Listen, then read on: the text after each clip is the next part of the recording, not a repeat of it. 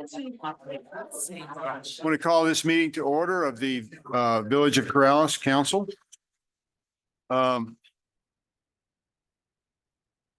Please put your phones on vibrate or turn them off if you would, so we don't have any disturbances while we're having the meeting. And once you've done that, please stand and join me in the Pledge of Allegiance. Pledge allegiance to the flag of the United States of America and to the republic for which it stands, one nation, under God, indivisible, with liberty and justice for all.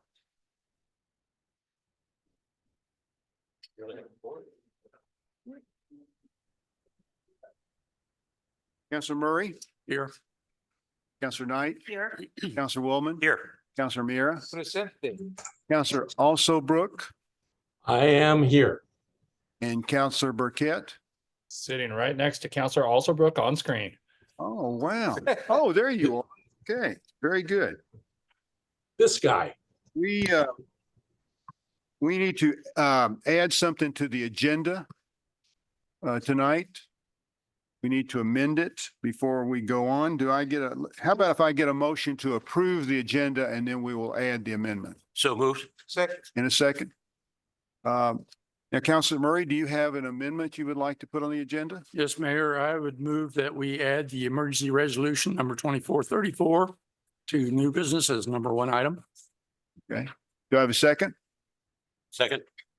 Okay. Any discussion at all about that? Mayor, I'm sorry, what?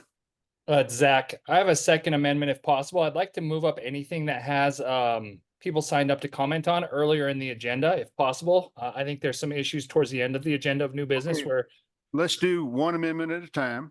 okay, sorry. We will bring that up after we do this first one. Okay. Any discussion on this amendment to the agenda? Did we get a second? Mayor, Yes, Okay. Counselor Walden. Yes, sir. Mayor, if I could, if you could just maybe give a highlight of what it is The for the emergency? for the public. What This is a exactly fireworks restriction. It's because of the issues with our Bosque and in the village with regard to lack of rainfall, although we did have 3/10 at our house the other day. Whoopee. But we're very concerned. Our fire department is very concerned and we would like to, and we've had a executive order from the Lieutenant Governor requesting that locales do something like this to restrict the possibility of fire in our state.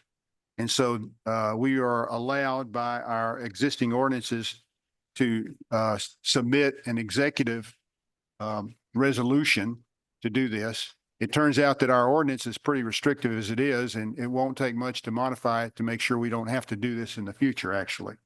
And we'll bring that up later. Thank you. Okay. Anything else? So how do you vote, Counselor Mira? Yes, sir. Counselor Woolman? Aye. Counselor Knight? Yes. Counselor Murray? Yes. Counselor Burkett? Yes. Counselor Alsobrook? Yes. Okay, Counselor Murray, you wanted to bring up another amendment. He needs Counselor to vote. Burkett. Excuse me, Counselor Burkett, I'm sorry. Yes, please. I'd like to make the motion that we have any new business items that have people scheduled to speak moved up in the agenda so they don't have to stay till the absolute end of the meeting. I think specifically the ICIP is the one that I'm aware of, but Melanie, I'm not sure if you're aware of anything else that has speakers signed up for it. Yep. The only things we have signed up for are the Corlenos Forum, and then the ICIP list has several people signed up as well.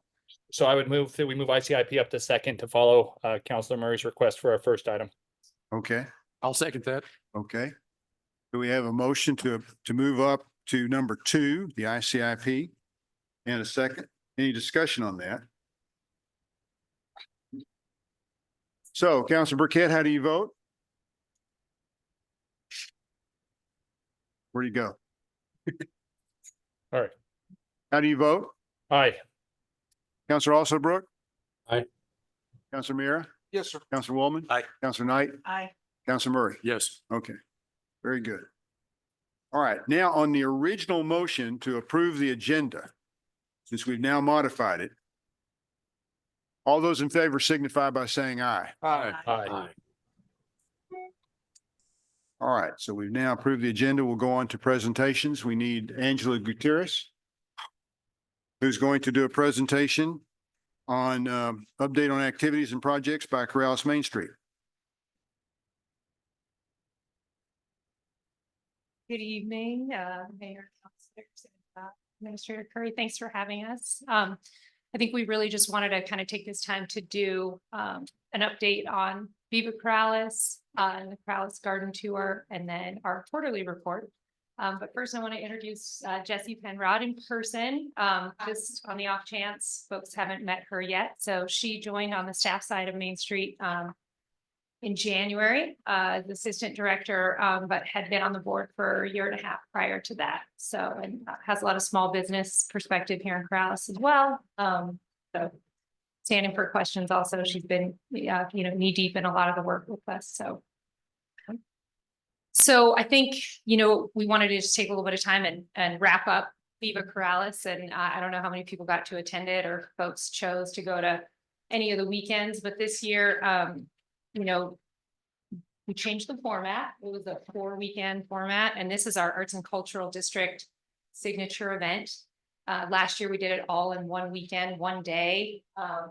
And then we felt like this year would be more inclusive if we did 4 weeks in a row. And I think it was a pretty much positive feedback from all of our partners and participants. And what's so important about that event is, it's for residents of Corrales, and it's very inclusive of all of the organizations in town that want to participate in it.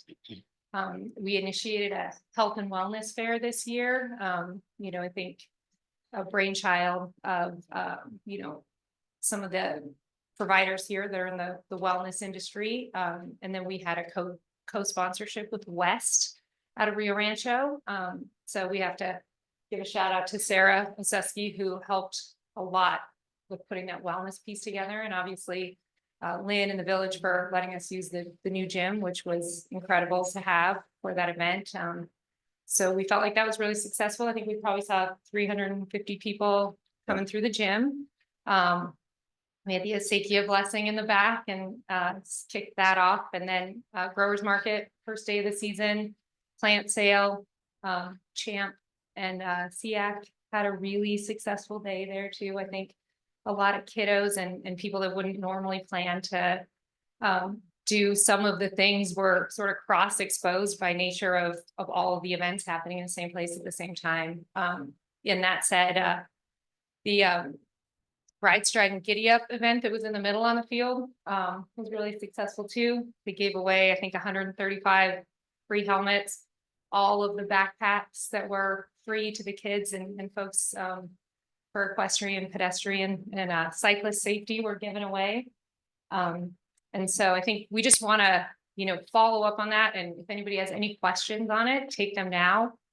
I think partnering with all the organizations was probably one of the best things that came out of it, because a lot of people got to communicate with each other too. So, and that's a basically free community event, all 4 weekends. I think there are some pieces and parts of it that, offer some paid things, but the weekends that followed, farm stand had a, big plant sale, the farm tour and bird walk that was, I think the second weekend, and that was Land Conservancy that headed the bird walk up. And so the last weekend was Fiesta and Heritage Day, and and the studio tour. Cannot forget. Yeah, that was a massive lift also. So we partnered with CSA to make that happen as well. So I think it was an all-encompassing event, and we'll just continue to grow. And I think we feel privileged to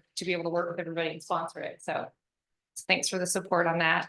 And as that pertains to the Arts and Cultural District, sorry, we're close to getting that too. So. Mayor, if I Yes, sir. I was wondering, first of all, it sounds like you have a huge fan behind. I know. But given success, is this a format you continue next year, do you think? I believe we will, because the feedback was so good from the organizations, and then I think people who were able to attend a lot of the things, given that there was more time versus having it all on 1 day. I think we'll definitely do it again that way. Not sure there'll be 4 weekends in a row, but it just lined up this way this year, and it was peaceful too. I think it spread out some of the surges as well. Yeah. So Thank you. thank you for doing it. Yeah, sure. Yeah. Anybody else? Yes, Stuart. Thank you, Mayor, and thank you, Angela, for putting this on. I think it's a great idea. I know there's some hiccups and we'll work through those, but let me ask you about the growers market because I had a conversation with Ms. Gonzalez, and the feeling is that they like to see the rotation of people come through with parking, basically, park, get their stuff and then go away. Sure. I just wondered about the impact of parking on these events during the weekends. I mean, how do you look at that, and how do we work with growers market to make sure that they have a maximum number of customers? Yeah, I think that's an interesting point, and through our partnership, even prior to Viva Corrales, we've, really been able to work heavily with the growers market for a couple of different things, but one is support for the fundraiser that we're trying to help them with. And so through that process, I've learned a lot about how they're structured. And basically they are hoping to really get folks in, buy food and keep going, right? And that's sort of the focus on not being an event type of, process. And their numbers are astonishing, honestly. It's 1,000 people per hour, right? And so when traffic is a focus and parking is a focus, they seem to be able to handle it. Now, I think having the Anderson property and other places, the Territorial Plaza, the owner of that building is really generous about letting folks park there. I think the post office is always a really good partner. So, I mean, to your point, that's a really good example of a place that's a regional draw every week. That's an economic driver, that's agriculturally based, that has a parking issue, and they seem to be able to do it. And so I think they're a good model and group to be able to lean on when we have some of these challenges and issues. Yeah, I just want to make sure that they have the available parking so that Sure. it's not stagnant. In other words, parking, and go see the event and so forth. But Yeah, anyway, move on. And I think as we partner with other folks, Cottonwood Montessori has always been really kind to the community and let us use that parking lot. So I think sometimes should we need to be creative, I think having some of these partnerships, we could accomplish it, but it's not unique. A lot of communities around the state, parking is always an issue. And I appreciate your focus on it too, because it's, thank you. Mayor, a follow up on Sure. Councilor Murray. Yes, sir. Thank you. Just a comment to follow up on that. I appreciate all of Mr. Gonzalez's efforts for the growers market. But his attendance numbers, I find would be less than accurate. 1,000 people an hour is a new person every 4 seconds walking through there. 1,000 people an hour that's literally what it means. That's 17 people a minute, a person every 4 seconds. There's no way that can be true. I don't know what the right number is, but I know that one is overinflated. So I just wanted to add that to the commentary that I think especially when it comes up to considering parking, because that's used several times in these chambers as an example of what we can tolerate for parking. And I would hate for his numbers to be used for that kind of purpose. yeah. Well, and I think it's always, appropriate to re-up a study or a number, especially when we're trying to solve a problem. And so, taking a harder look at that or a more focused look at the true numbers, or, if they fluctuate or if that's more of an average. But what we really can handle for public safety, honestly, and all the things that come up through these gatherings and these events. Yes, sir, Councilman. Just to follow up, Ms. Councilor Alsobrook, I suspect also that there's probably more than one person per car. So if a car is coming in, it may carry 3 or 4 people, so that might account for the high attendance rate, but yet, the lower number of vehicles. So yeah, if we can focus on vehicles rather than the personnel count, I think that'd be a better attribute. Yeah, so and I think the comment or the idea was sort of discuss that Sunday morning is thankfully a slower time, right? Just traffic wise. And so that's probably also a helpful component in some of this conversation. It's not a Friday afternoon, so that probably is a benefit as well in terms of just the pure traffic piece. Anyone else? Thank you very much, Angela. So. Oh, you thank have something I've else? just 2 more things I'm Oh, gonna go just, ahead. I'm sorry. no, I I'm not appreciate hurting it you. when I don't want to. Let me take up wait. too Let much me make airtime. a comment about the Yeah. growers market. So this tally, this running tally of the number of people who come to the growers market, Al has been doing this probably for 20-something years. And he has been doing it pretty much a similar way. He has a clicker that tells him how many people come in. He hits it every time somebody walks through the gate. So, he gets a number, just like this the whole time. You go there and talk to him, he'll be doing this the whole time, counting people as they walk through.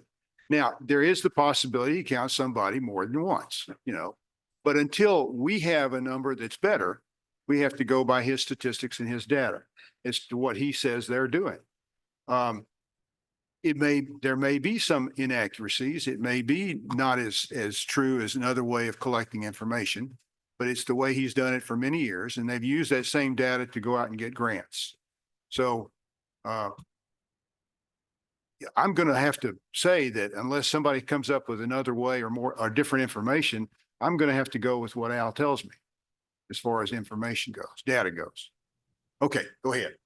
Okay. I think the next, we just wanted to touch on the garden tour. Appreciate anybody that attended it this year. It was a little bit of a transition year in terms of we placed more focus on sustainability and education. And the way that was reflected was through composting demonstrations, lectures, water harvesting, scheduled talks. And so that was a kind of a new format as well. And so, we weren't exactly sure, what the response would be, but we were happy. And I think it was, again, a peaceful tour. We saw about 475 tickets. And I think one of the main things that I just want to point out on the brochure, only ticketed attendees received the actual brochure, but through our work with Viva Corrales and Champ and SEAC and all of these conversations that we're able to have, a tagline was developed that we'd like to put on everything that we produce. And then partner organizations would like to do the same. And it says, please go slowly in Corrales and be courteous to all pedestrians, equestrians, and cyclists. And I think the idea with that is it's one action item that we can actually put forward, educate folks who are visiting Corrales, and also remind our residents, that even if you're not attending something, please go slowly in the village. And that to me is something that's a unifying, simple, yet hopefully powerful thing when it comes to just messaging, right? And so that was a really, I think a positive thing that we're all going to try and put forward actually in print. And hopefully it's not just Main Street, that it's all the organizations that will get to kind of tag in on that. So I just wanted to point that out, that made it on the garden tour. And that was Patty Flanagan's idea through Champ and SEAC, I think, because as we work towards other safety measures, it's, finding something immediate we can do feels like there's a little bit of power there at least, right? So. Yes, Mayor, I would suggest perhaps even putting that on our website, kind of a tagline at the bottom of our website. It actually is on our website. Unfortunately, it's in the mayor's message. So that means you have to read the mayor's message to get that, which is pretty much what we've been saying ever since. Yeah.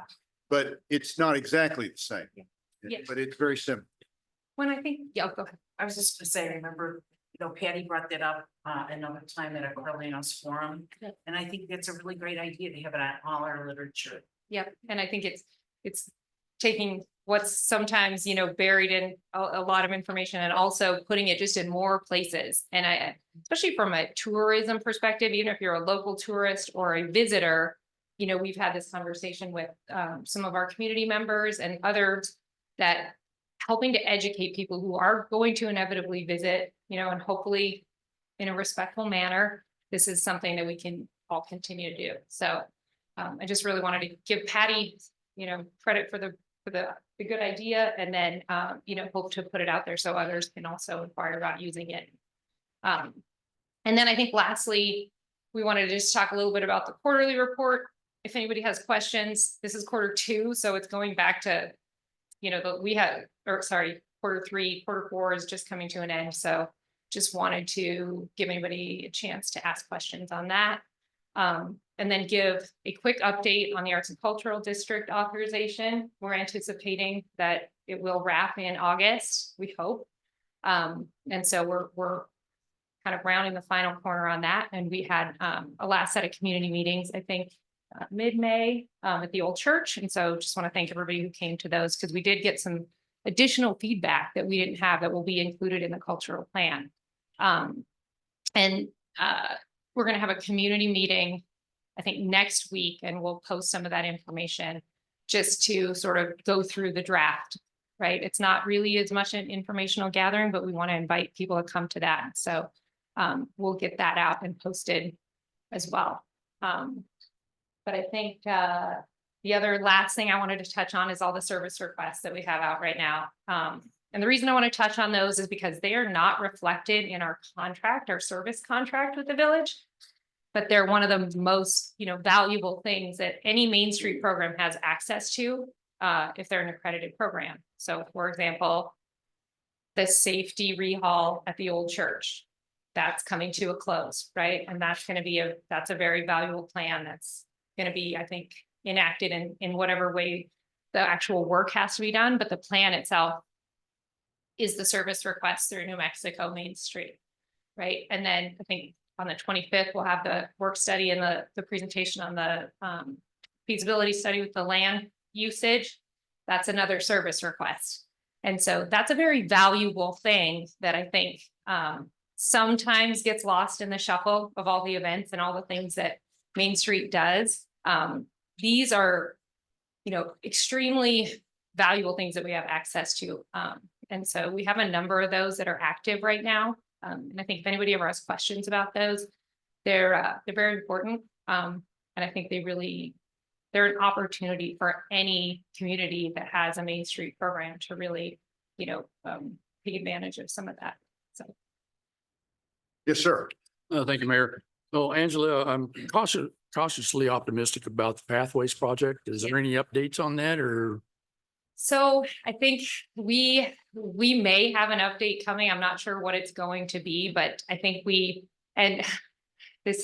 actually heard back from NMDOT last week, which has never happened in the capacity of we've received the application and it's complete. I think in the past, what we've gotten is always just another request for more information or a different channel we need to go down. And so, like you said, cautiously optimistic, but just hearing back that they've received it and that the application it's like basically an acknowledgement that total application, because it's now referred to as PAR, so the pedestrian access route. Pathway has a very significant meaning, so we were asked not to use that term, but the PAR is coupled with a couple other pieces of a larger application, and we have yet to get that acknowledgement, and we got that. And so just that now is actually a step forward. So Thank you. thanks for, staying in it with us. You bet. And I don't know if you noticed, but there are quite a few folks who walk up and down Corrales Road. I think more now that it's summer, I think people are just using it. And so. So you think perhaps we should do a little shoulder improvement, I think shoulder enhancement? safety is always the best. Right. So, yeah. Okay. Anyone else? John, Zach, Rick? Just, you were talking earlier about the little phrase you had, and I like it, and don't take it away. But still working on the whole idea of DOT going through channels that I may still have, trying to get that, our old one, drive fast and drive slow, see the village, and drive fast and see our judge. Don't want to lose that one because I think that's pretty much partial to us. Yeah. And I know you're gonna say you can't put it on traffic, but if you put it on public property, is where I'm getting to that point. You can put it on public property. It's a still well-made, now nice looking sign. We might be able to do it on private property along the road right there. So we don't even have to ask DOT on that particular area, but we'll work on that one, but keep that one alive. We don't want to lose that one and have somebody else take it over like Hemis or something. Yeah. So, No, and I know, I think we were known for that, sentiment. yes. And because of that sign, and I think, and other people truly getting pulled over, and we sat at the patio at Farm Stand one day and saw probably 16 to 20 people get pulled over, which was amazing. And I think, there's a real effort to make people go slowly, and got to appreciate our awesome police department too. So, It works. yeah. Thank you, sir. Sure enough. Yeah, and if anybody thinks of anything, we're always accessible and happy to answer any questions that we can. So thanks for the time. Very much. Thank you. Mr. Kane. you want to come up and give us a brief comment on, sir? Thank you, Mayor, and all the counselors for having me back again. In front of you, there's two different documents. One of them is just a quick summary for the Geo bond sale we've all been working on. And then the other is a defeasance analysis towards the middle, I guess, number 2 on the agenda for new business. That's where the defeasance resolution is. I'm gonna start with a quick summary for the Geo Bonzo. That's the one that we started a couple months ago. We sold the bonds last week and had a really good turnout from all the investors. That's, Thank you. thank you. Pick it up. Speak it up. So last week we had a very successful sale of the Geo bonds that we've been working on for the past couple of months. And we had a good turnout from all the investors. Demand was about 2 times the amount we had available for sale. So the bonds sold quickly in the first half hour, and then the orders continued to come in for the next hour or so. That helped us adjust some of the final pricing towards the end of it and help the village get a true interest cost of 3.86%. So that ended up being right in line with what we had expected towards the beginning of the analysis. Now, all we have to do is just wait a couple more weeks. The money's going to flow to the village on July 9th, and that will be the end of this transaction that we've been working on. So again, I appreciate all of your work the past couple of months on that one. And then second is the defeasance analysis. That is the second item under new business. I'm going to just give you a brief overview so you understand why that's on the agenda. I'm going to flip over to page 3. I think that helps kind of make the most sense as to why we're doing it. A defeasance is basically paying the bonds early like you would on your car or your house. The bonds, because they are held by investors, have a call date. That call date is 2028. And that is the earliest time we can redeem those bonds. We're going to end up redeeming or prepaying. That's the defeasance of the final 3 years for maturity of those bonds. That will save, or the 2 reasons we're doing it. One, it saves the village $30,000, which is about 10% of the outstanding interest cost on it. And then the second kind of more important reason has to do with the village's debt capacity. On that chart that's on page 3, you'll notice it starts to drop down as time goes on. If we had those bonds outstanding, it would have the mill levy go above that targeted amount in that 2029, 2030 year. So this helps the village maintain their debt capacity so you can continue to do projects, but also maintain the tax rate for all the residents. So it's a good thing. It's a good thing.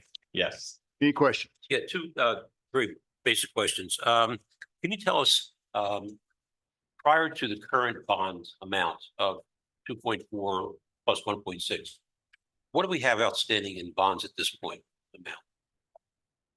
It's a little hard to read from the chart. On page 4, we have the total that's outstanding there. That amount is $4,735,988. And then we have the 2.4 million. I have not included that because it's not outstanding until July 9th. That 2.4 million will be added to the 4.7 total, putting us at the 7.1. Yes. So, and then the other question is, on page 4, bottom right hand corner, the additional capacity for bond. Currently it's 6.4, 16,400,000. If we were to use all of that bond capacity, that would then affect both the mill levy and our taxes. So we keep it to a certain lower level, then it would not affect that. Is that correct? That is correct. Yes. Even though So we have the capacity. that number is somewhat misleading. That's the statutory limit that the village could issue just based off of the total assessed values. That does come at a cost of higher taxes for the residents. So the reason that the election last year was for $4 million and we broke it out into 2 different issuances was to maintain the tax rate for the residents rather than have it go up really fast and then go back down. We try and keep a steady tax rate for all the residents. And then if it's something the village wants to do, it also allows you to continue doing projects down the line. And what affects I'm sorry, just one last question. What affects the additional capacity? You go from 16.4 in 2031 to 21.1. that The additional. the valuation of the village? Part of it has to do with the increase in valuations. We generally do a very small assumption. Usually it's the first year we have a slight growth of 1%. The rest of the time, we don't include a growth in valuations. That valuations is based off of all the residents' property tax. The main reason you see it go from 16 up to 19 up to 21 is because the village would be paying off bonds, and that will help free up the additional capacity. So back to the defeasance of paying off that $300,000 or $285,000 early, it helps get that capacity back up and keep the tax rate steady. Thanks very much. Thank you, Mayor. Yes, sir. Councilman Murray. Thank you, Mayor. So maybe this is a dumb question, but. There as are our no dumb evaluation- questions. Well, as our, We'll be. sometimes finance is not my best field. There are no dumb questions. Ask your question. So if the evaluations keep continuing going up the way we are, but we maintain the mill rate where it's at, does the evaluations ever come into play with the bond sales? Do they look at that and say, well, these guys could be could be selling more bonds if they wanted to, but is the evaluation ever taken into account during the bond sales or anything like that? Yes, it is. So it helps with the credit rating that the village received, helping you get that AA2 rating, because the village is not using, it's like our credit scores, because we're not using all of your available debt capacity. Your credit rating looks better to the available investors. And then if we did see property values continue to go up, that targeted mill rate that we have would actually go down for the residents. And so if we were trying to maintain, between $2.50, right around, I think we're at 2.4, 2.5 is what we've been targeting. If we saw valuations go up really quickly, you could see those fluctuate and us come in a little bit lower. Thank you. Mr. Mayor, Yes, sir. Councilman Mira. if I'm hearing you right, my question is, what actions do the county have that could kind of turn what we just talked about is a very good story, mill rate, et cetera. Any actions the county could do that would take us off that limit in the future years? I see you're thinking about it. That's what I was thinking about that too. What can the county do, get themselves in or out of some messes or whatever that would affect us? Because we're on a trajectory down for mill rate. That's why I was trying to ponder. I don't think the county can really do anything to interfere with it. It's all based off of the property values for the residents and Okay. the collections for Our it. So values, our I know, property. but values. just wondering about sometimes the county can make some decisions out there The assessment. on mill rate. Or Money- they don't pay their taxes with regards to fire, like they did in Bernalillo County when they had to pay a whole lot more money for their fire insurance. They can raise their mill levy, Right. but they won't impact our mill levy. That was, Our mill levy is for our citizens this is our agreement with the citizens here. They voted for it and this is our agreement. The county can do the same thing. They can raise the mill levy or lower the mill levy, correct? Correct. And that would impact the citizens, it'd impact you and me, everybody who lives here. But it doesn't affect what we do. We as a council, that first part was the first, they would affect the mill rate for all their citizenry, and I just didn't correct. know at what point in time it has that effect. Yeah. Okay, thank you. They can't take it away from us. Exactly. It's the residents' mill rate and the Right. county's not paying into that. It's all the local residents paying their property tax values. Gotcha. Okay, anything else, John, Zach? Nick, thank you very much. Thank you, everyone. I'll stick around if questions do come up. Yes, Nick will be here when we actually vote on this. So that's finished our presentations. Let's move on to confirmation of appointments. We have two. One is a new appointment to Planning and Zoning, and that is Mark Ottenbright. Do I have a motion to approve Mr. Ottenbright? So moved. Do I have a second? Second. I have a motion to approve in a second. Mr. Ottenbright is well-trained, well-educated, and has a great deal of experience. I think you all have seen his CV. All those in favor signify by saying aye. Aye. Aye. Any opposed? Okay, the ayes have it. Let's move on to Elizabeth Marshall. She is being reappointed to the Planning and Zoning Commission. She's been there now, 2 years? Yeah. Do I have a motion to approve Ms. Marshall? So moved. Do I have a second? Second. Okay, we have a motion to approve in a second. Any comments anybody wants to make? Any questions? Just a question. Was she filling a partial term? It's not usually 2 years, right? I think she was. I think, filling the- yeah, I was asked to appoint someone when I first got elected, and I appointed her Gotcha. because she wanted to be involved in the village, and she had actually asked about perhaps running for mayor. And, You still appointed her. well, sure. I mean, she wants to be involved in the village and she wants to learn about the village. I thought planning and zoning was the perfect way to do it. And P and Z has to have, like half the commission 1 year, the other half the next year. I think, Parks and Rec is the only one that goes 3 years. All the others are 2. Huh. I could Okay. be wrong. I can double check that. Okay. Anything else? Okay, all those in favor signify by saying aye, please. Aye. Any opposed? No. Okay, we got one opposition. All right.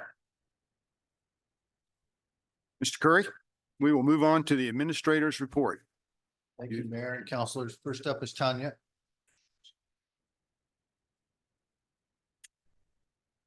Hello, thank you, Mayor, Counselor, and Administrator Curry. I will start off with the good news. We had the 2 cases of measles, and so far, I hope I'm not jinxing it, no cases have come out of the 2 cases of measles that happened in northern New Mexico. So that's always good news. On to COVID for the nation. We have had a 0.4% increase of positivity last week, the week ending June 1. The national positivity rate for people who get tested in hospitals or doctors' offices is 4.5%, which is still a nice low number for COVID. However, emergency room visits nationally have increased by 16.2% in the last week. Hospitals are still pretty stable with only a rate of 1 per 100,000. But we do know that after we get increases, hospitalizations go up 1 to 2 weeks later, and deaths is still holding flat at roughly under 1,000 per week. In New Mexico, we have our positivity rate is 7.7%. However, Sandoval County has only 5.93, which is much better than New Mexico's positivity rate. For the 7 days ending May 30th, we had 424 cases, which translate to 20 per 100,000 that were lab confirmed or doctor hospital confirmed. New Mexico hospitals aren't reporting a lot on hospitalizations. So the last numbers I have are from May 27th, which were only 6 people admitted, which is, I would like to see it at 0, but we're not quite there. And to highly pathogenic avian influenza. There have been 3 total cases of human infections in the United States. Mexico did have 1 death. They are still trying to figure out how that person caught it, but that's still under research. I did read some articles that New Mexico, they did studies on foxes and raccoons and cats in the area where the cows were, and we had some of those animals that were infected. But they also found they were catching some house mice, and there were 11 house mice that they caught. I don't know how many they caught, but 11 did have avian influenza. So I know that they're watching that because we all have mice around our property and they are a vector. A lot of people may not know that if you do have an animal that has died, such as a duck or a bird, you should be using gloves, masks, and eye protection to dispose of that. But if you really wanted to, we do have New Mexico Department of Agriculture does have a state lab. You can contact them and find out if they would like to test it for you. There is a fee for all testing, but I know a lot of people who have poultry and other animals do take their animals in to be tested to see if they've got Merrick on their property or any of those kind of diseases. The new vaccine for 24-25, FDA looked at it. It looks like they're going to be using the J1 variant. Part of the supposition of mine for the reason why using J1, even though it's almost gone around the world, the new variants are coming in, is because the traditional vaccine makers need more time. They can't start making vaccine like mRNA vaccines can change very quickly and put out a new variant. The ACIP meeting for that will be on June 27th, 28th. I will be listening because they've got all the new vaccines. They've got the new formulations. of different kinds of vaccines that are going to be available in the United States and the approvals and timelines. So I always listen to those. I'll be happy to answer any questions if anyone has any. Councilor Murray? Thank you, Mayor. So Tanya, if they do decide on, when you are in this meeting, how soon afterwards would they project having the vaccine ready? So thank you, Mayor and Councilor and Councilor Murray. They're probably still looking for that fall timeframe. The traditional vaccines that use egg brace and use adjuvants and those kind of things take a longer time to ramp up. And a lot of those companies are also making flu vaccine. The mRNA vaccine can be done very quickly. It's just a production time. I personally think they won't have that vaccine out until probably October, November, but I'll know more when I hear that meeting. And on the other note, I do know Moderna has entered or finishing their phase 3 trials, I believe, of their combined flu COVID vaccine, and it's showing some promise. And there was a couple of COVID studies recently that the COVID vaccines, even though they don't prevent it 100%, I mean, not even the measles vaccine, which is really, really a good vaccine, doesn't stop at 100% of the time. But they're finding that the COVID vaccine is actually helping with some of the other coronaviruses out there, such as the cold. Thank you. Anyone else? Zach, John, y'all have any questions? Tanya, thank you very much. No, sir. Just as an update, going forward as of today, we have had, and this is a segue to Melanie, we've had 145 IPA requests, which is obviously important that we respond to them, but also as a time-consuming effort. I watched Melanie spending probably at least 16 hours in the last week with earphones reviewing requests for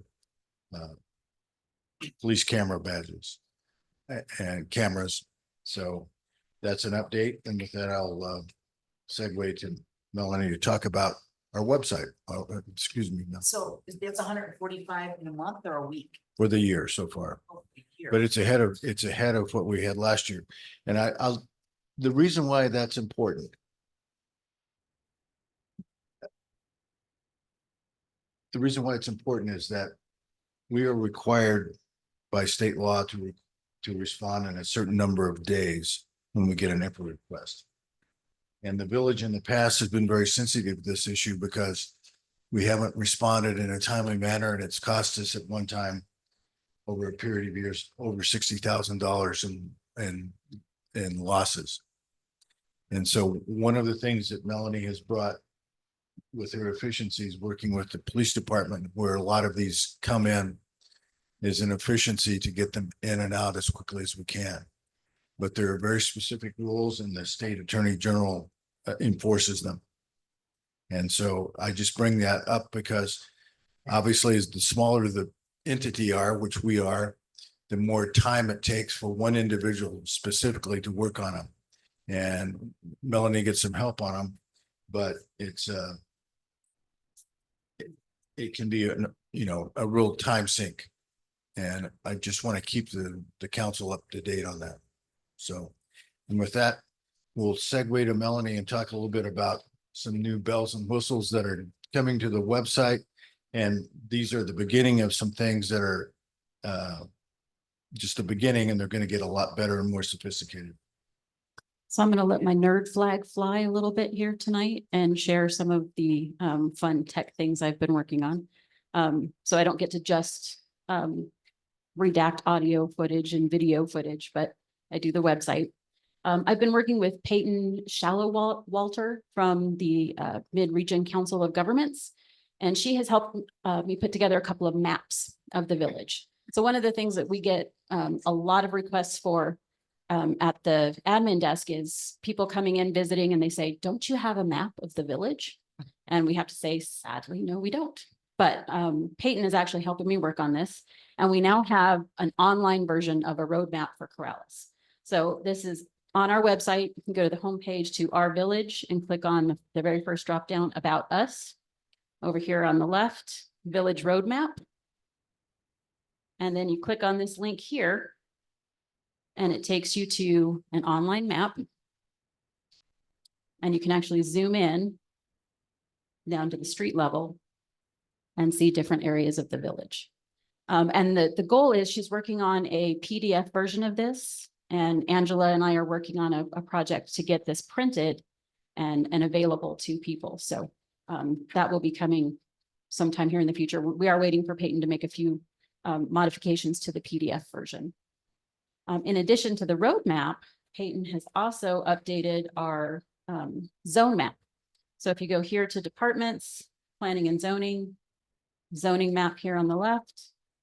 And again, we have a really cool online map that you can click on.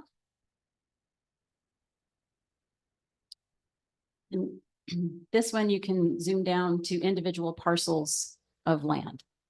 And it'll tell you how big that parcel of land is. This one here is 10.11 acres and it's zoned A1. So I know sometimes for insurance or refinancing your home, you need to know exactly what your property is zoned, exactly how much your parcel is listed as in the government records. So we now have a link directly on our website for residents to access that. And with that, I'll turn it back to you. Any questions? Yes, sir, Council Murray. Yeah, thank, how about an election map showing the counselors zone or? We do have that map as well. Okay. Let me show you. That one is, you go to Departments Clerk's Office. And I believe it is under elections. Down here at the bottom, voting districts map. This one, it is kind of hard to read. It's hard to read the names of the roads. But you can zoom in a bit. And see the names of streets. So that one's been on there for a number of years, but these other ones are a little more interactive. But yes, that one is on there as well. Thank you, Melanie.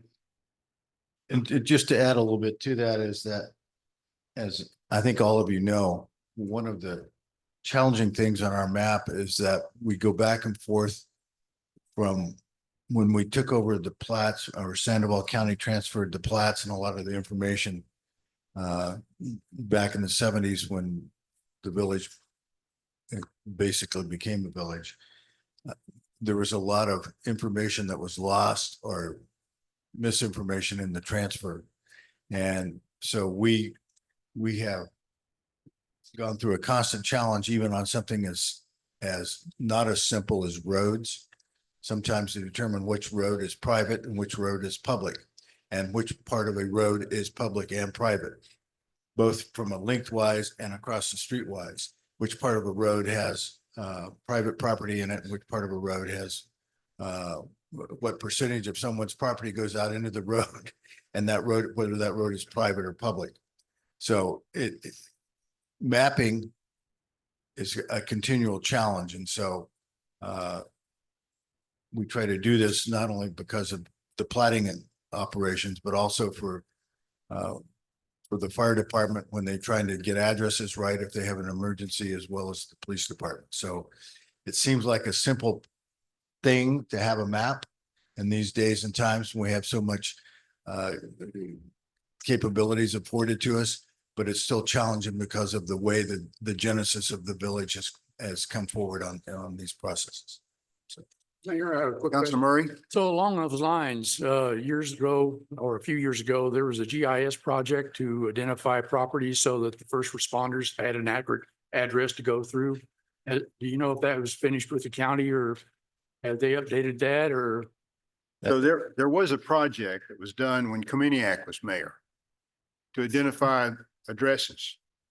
It's still a work in progress. And it's still a work in progress, because even when you identify someone whose address is incorrect and you try to say, look, you need to change your address so we can find you when someone gets ill or gets hurt, or, you have a fire, they won't change their address in some cases. Well, it was my understanding that there was a cooperation between the village and the Sandoval County GIS to identify these properties to make sure that first responders had an accurate address to go to.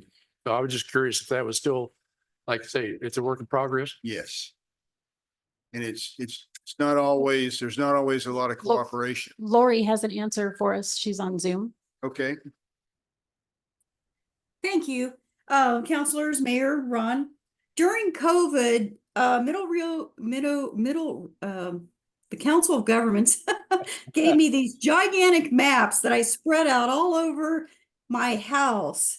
And I went property by property, identifying addresses as I could and sent that information back to them. So that was a great effort there where we collaborated and tried to get as many of the address points on the map as we could. And now when I assign a new address, they are also, the COG is also copied on that, and Peyton updates that map that you just saw. So we're a lot better off than we were maybe 6 years ago. There's probably still some properties out there that are kind of off the grid or have an extra address, but we're in much better shape than we were.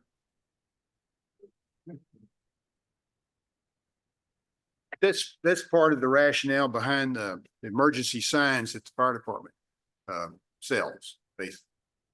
You know, you make it easier for them to find you if you have the correct address and you have it where it can be seen. Because as you're aware, at nighttime, it's pretty dark. And so it's nice to have, stuff where it's visible, adjacent to a roadway or at least, where the fire department's going to be looking. Sure. I understand. Yeah. But I was just curious about the GIS, aspect of it. Okay, all right. Okay, two brief things. In the local government investment pool, which we all keep close track of, we collected in this last month $17,409.12, bring us to a total of $3,849,171.10. We have no invoices pending against this money at this time. Obviously, the council will be the first to know if we do. Last thing, I would just remind everyone that the village will be closed in recognition of Juneteenth this coming Wednesday. Counselor Knight? Yeah, I was just wondering, did Lynn get the heater fixed in the pool? Yes, Ready to go? Yeah, it's it'll last a while. but No, Lynn's here right now if I need to talk. There, Lynn, okay, Lynn. So yes, we did get the pool, the heater working, but there's a lot more issues than that this year. So we're gonna have to probably deal with this. I'll make the pool work this summer, but we're gonna have to deal with some more next fiscal year. We're gonna need a New filter for sure. say again. A new filter for sure. It's 25 years old, everything's falling apart. Fortunately, we last longer than 25 years. Counselor Wilman. Two things. Number one is the ribbon cutting still on for next Tuesday for the Animal Services Building. I think so, yes. Okay, in that context, 9 o'clock? 9 o'clock. Is it 9 o'clock? Correct. Okay. My understanding is that Animal Services does not now have funds for dog food, for laundry detergent, dryer sheets, et cetera. We've run into this problem almost every year in June. It's June 11th. They won't get money until July. The question is, are the funds not there, or are the funds there but not freed up? the funds are there and are freed up. They And just have, they are they freed just, up? they just have to ask for them. Well, they've asked, okay, my understanding is they've asked for them, and there are also no, there used to be, or at least I set up a purchase order at PetSmart, and it's not been activated. If I may? Melanie. I talked to Vic about this last week, and so the Animal Service had been getting money from the Dennis Friends Foundation for money for vet services. And then they didn't get that money this year because of the money that they donated for the building. Is my understanding. So the Animal Services staff actually asked to have the money that was set aside in those purchase orders for supplies such as dog food and things like that to go into the fund for veterinary services. So that's where It's fun for what? the veterinary services for animals. But there are other things, other veterinary services. I mean, we do bar adjustments for almost every department, whether it's for roads or it's for Parks and Rec. If there's money needed, for other supplies other than veterinary services, I would think we could do one for animal services. The to get funds, through until the money's funds are there, available until Counselor. July. They have to ask for them. They'll get them. Okay, I don't want to get in the middle of personnel disputes, but my understanding is they've asked for it. It's not being freed up. We'll look into it. Thank you. I appreciate it. Okay. You done? Oh, okay. So we'll move on to Corleone's Forum. This section is for informational purposes only, not for discussion or debate, to inform the governing body of an issue or concern that would not be addressed on the agenda during the business session. There is a 3-minute time limit. Right. Up first is Kristen Adair. If you could come up to the microphone, state your name and address, you'll have 3 minutes.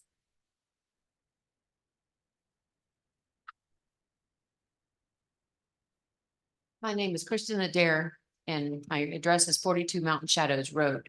I first want to say that yes, our dog Bark that was in here is a huge fan of Angela, as is our entire family, a big fan of the Gutierrez family. And Bark is my service dog in training.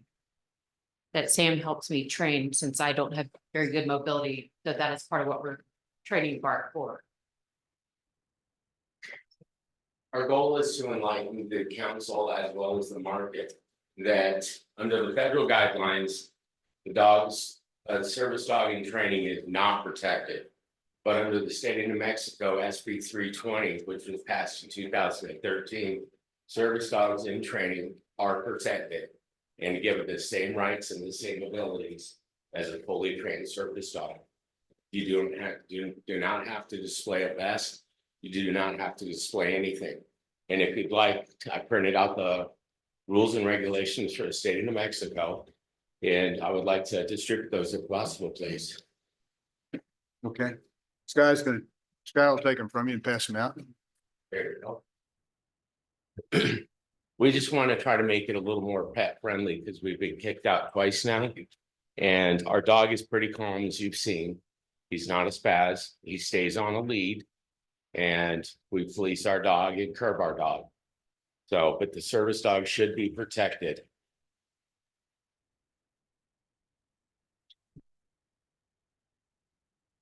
By the way, Corrales Fire Department is A1. Thank you. We agree with you. Well, thanks for Saved my coming. life on Sunday, so they're great people. Okay. Next is Bob Eichhorst. If you could come to the podium, state your name and address for the record. You two will have 3 minutes.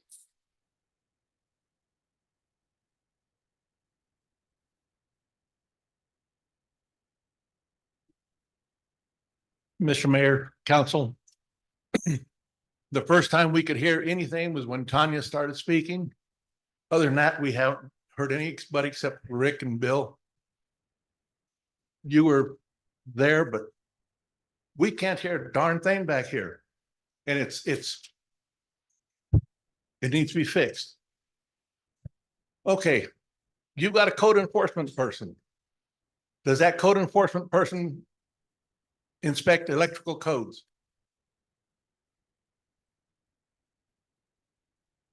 No, she doesn't do electrical codes, does she?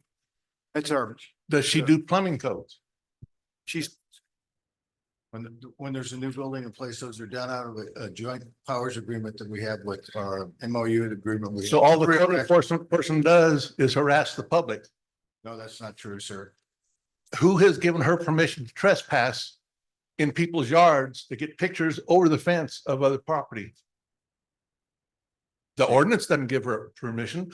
The Constitution doesn't give her permission to trespass. Who gives her permission to drive up a private marked road and take pictures? Does the village give her permission? I hope not, because there's no warrant. But she's the same person that told a person If you can't afford to hire somebody to clean your yard, maybe you don't belong in this village. Is that your position, Mr. Mayor? Oh, heavens no. That you have to be a rich son of a gun to live here? This is really not a time for debate. It's for you to bring up an issue, and you are doing that, and that's very good. I'm not debating. I'm just telling you what I see Okay. and what I hear from a lot of people. Do you get a lot of attaboys? She's doing a great job. I don't think so. Do you get a lot of people complaining? I would hope so. Actually, no. Well, then maybe I'll call some people and have them write in complaints. Because you are not allowed to cross property to take pictures. You're not allowed to walk into my property and take pictures. You're not allowed to tell people they got to move because they're not rich enough to hire somebody. That is absurd. This village was not meant for that. This village was meant for us. I sure don't have the damn money to go hire people. There's a few people on this village, I'm sure they do. I don't. Anything I do, I've got to do myself. Your village ordinances need to be looked at because they are in such conflict. If you build a new house, you have to xeriscape it. But yet we have, Krause Main Street has a garden tour. And there's beautiful gardens out there. But if it's up to the ordinances, we wouldn't have any gardens because they got to xeriscape their property. Their ordinances are in conflict with each other. Your ordinances are taking away our rights to be people. There's an ordinance right there that says, if you've got animals, you got to pick up their waste products once a week. Thank you, sir. That's your time. Okay, thank you. I hope you started it when I got here, not when I picked up from the seat. I did. Thank you. Okay, up next is Marty Sanchez. You could come to the podium, state your name and address for the record. You'll have 3 minutes.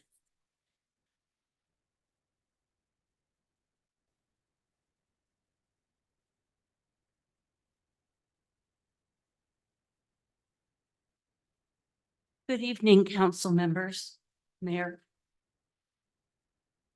I'm here tonight just to make a comment about something that I've been witnessing. It's been bothering me. It may be nothing. It may be very serious, but it's something that I can't really relate to. It seems to me that everything that has gone on in the last few months, or should I say the last few years, with the progress of the MUF situation. And I do call it a situation because as you know, I've told you before, I'm not in favor of it. I'm in favor of a community center that is for everyone, not necessarily to attract people from outside so we can generate money. Now, I do realize that Main Street drives a lot of this, and I give them credit. In places that they've been in the United States, they have brought the phoenix up through the ashes and they've raised cities back to where they were. We're not those places. We don't need this. We need our rural, quiet life.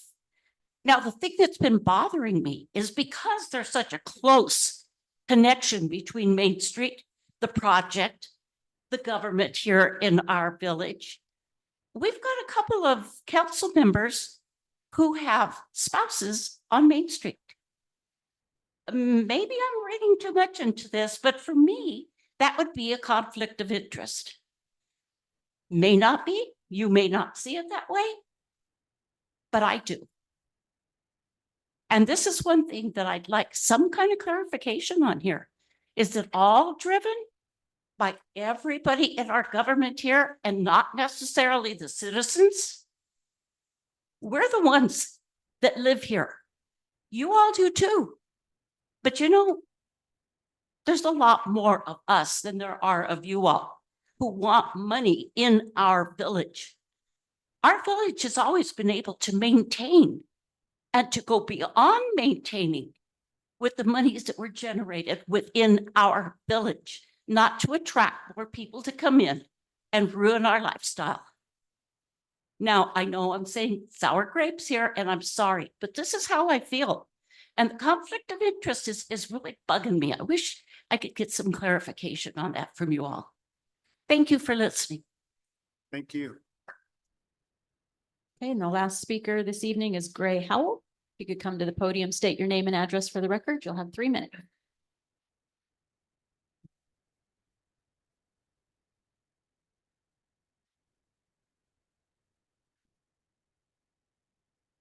Good evening. My name's Gray Howell and I'm at 344 Manier Road. I just wanted to say I grew up here when Corrales was a small, tight community of vast creativity. Artists and teachers of all types, farmers, teachers, etc. were here and we all cherished the peace and quiet. It all, and everybody came together when that was threatened by when Rio Rancho and Corrales tried to annex Corrales. And we all tried to keep the city out. And now I see the village wanting to become just that, or at least that's what it seems like to me. More noise, bright lights, too much traffic, and too much growth too fast without a lot of planning. I realize the need for self-sufficiency, gross receipts tax, etc.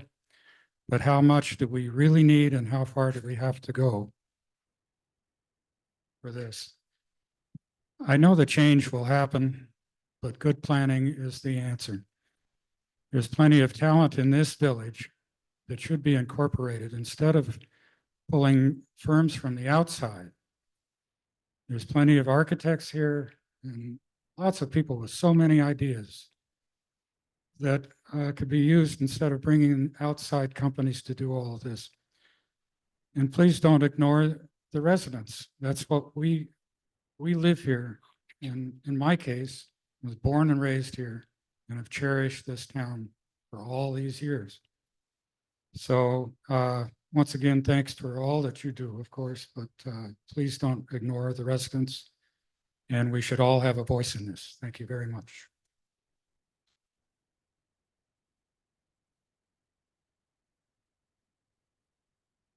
That's it. That's it.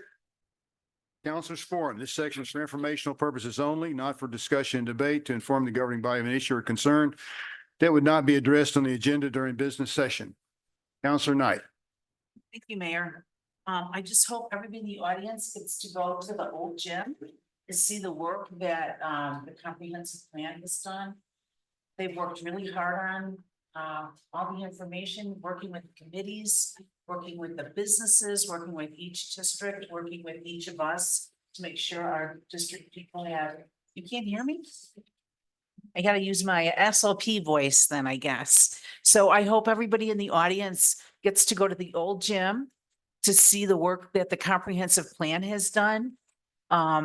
They probably have maybe about 8 or 9 posters over there and it shows the information that they got from all of the people who participated. I went over Sunday and there was nobody there but me and another person. And the 2 people from the comprehensive plan committee were there waiting for people to come so they could explain what went on. So please share with your neighbors that that's available.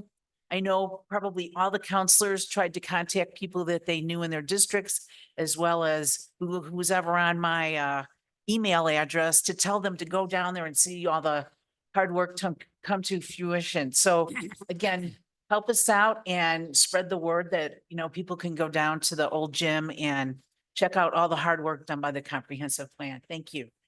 Thank you, Councilor. Thank you, Mayor. The success of the effort led by Johnny Martinez and the Second Corrales Community Center Committee was its openness and transparency. Many meetings were held encouraging community input before the report was written. Future agenda items list a work study to hear a presentation by Amy Bell of Main Street on June 25th, dealing with village properties. A retired village architect and others put together some ideas to assist Main Street before the presentation to get a sense of what some of this village would like to be considered. I forwarded this to Melanie for distribution to fellow counselors and the administration. I received an email from Melanie this afternoon that the mayor and Ron asked that this work by the committee not be distributed until after the Main Street presentation.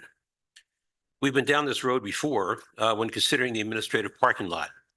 Joint meetings with the community and Main Street were committed to and never held. In the interest of transparency, this makes it critical that the work study be as open to community dialogue and input as possible.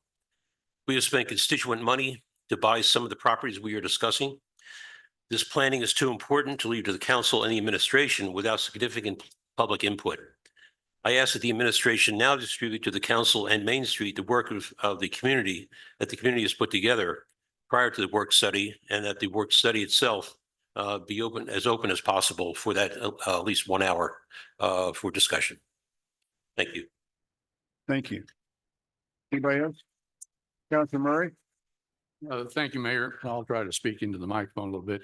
So at the last Bicycle Pedestrian Advisory Committee meeting, the pathway around the 5-acre Gonzalez property was brought up and why we haven't implemented that so that the residents can take advantage of it.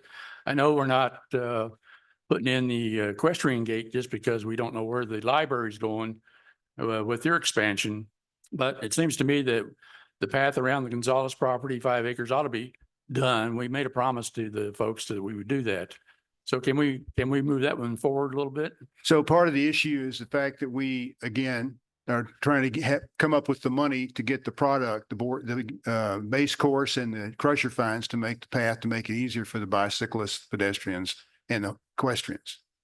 All you have to do is just submit a bar to the council. I'm sure we would improve, Well, you may approve it if we have it. Well, We just need to be sure we have it on the budget. And we will do that. We are talking about that now. We've talked to Michael Chavis about it for some months now, in fact. okay. So the other thing too that came up, and Jeff Redford brought this up, he seems to remember there was a pathway or a pedestrian access route, if you want to call it that, from the rec center over to the Montessori school. Do you have any recollection of that, or does anybody have any history of remembering? From the rec center to the Montessori school? Yeah, You mean a a pedestrian street access, crossing? a pathway, basically. I mean, it was just brought up. Jeff seemed to think that there was one that was approved, but never implemented. And I'm just curious, that just came up in the, No, by, but there is. Well, no, I can answer that, Mayor. This is Len. Oh, yeah, Lynn, go ahead. Okay, so that is already there. It's on the west side of Corrales Road and it goes to somebody paved it. I don't know who paved it, but it is paved right in front of the tutorial, whatever place. And then it goes across over there. Oh, it's a street crossing, a road crossing. There is a road crossing that goes to the Montessori. Yeah, it has lights on it. So It has lights on it too. So that all got done by somebody. We don't know who did it. yeah, but I mean, does it go to the rec center directly? I mean, it goes. seems like, It does go directly to the rec center okay. and it's paved. News to me. Anyway, I just wanted to ask the question because it came up in the Bicycle Pedestrian Committee. So that's why I was asking to see if anybody had a history and remember it had been done. Well, the confusion is that, yes, it was done some time ago. It was actually a crossing, a Yeah. lit crossing, so the pedestrian can stop. It's a school crossing, basically, right there in front of the Montessori school. Yeah, I And it understand. joins up with the road that goes to the rec center, but it's a little bit off. It's over more toward the middle of the, territorial area, the business complex there at the Coronado Road. Yeah, no, it's paved right in front of the territorial place. Right. No, I understand that. Okay. So it's there if someone wants to take it, and they can ride straight down it. I mean, Okay, I just asked the question. It was asked to me, so I thought I'd just bring it up. And Okay. so Well, never mind. anyway, Jeff Radford just brought that up and I just thought I'd ask. Anyone else? Zach, John? Okay. Let's move on to the consent agenda. Approval of minutes for May 28, 2024 regular council meeting and approval of resolution 24-28 bar. So the bar is for funds that were received. Nothing has been spent. They were put in funds and it's all in the bank. So where you see revenue and then you see expense, there is no expense. They haven't been spent. It's just part of the budget. It's called a Mayor, budget adjustment I resolution. move to approve the consent agenda. Okay, I have a motion to approve the consent agenda. Do I have a second? Second. Okay, any further discussion about the consent agenda? Counselor Alsobrook, how do you vote? Aye. Counselor Burkett, Aye. Counselor Mira, Yes, sir. Counselor Woolman, Aye. Counselor Knight, Aye. and Counselor Murray. Yes. All right, now let's move on to the resolution 24-34. Declaring an emergency, recognizing the existence of severe drought conditions in the village of Corrales, prohibiting the sale or use of fireworks within the village during the continuation of drought conditions. We do that? This is the one that they had. Yeah. It's the fireworks restriction.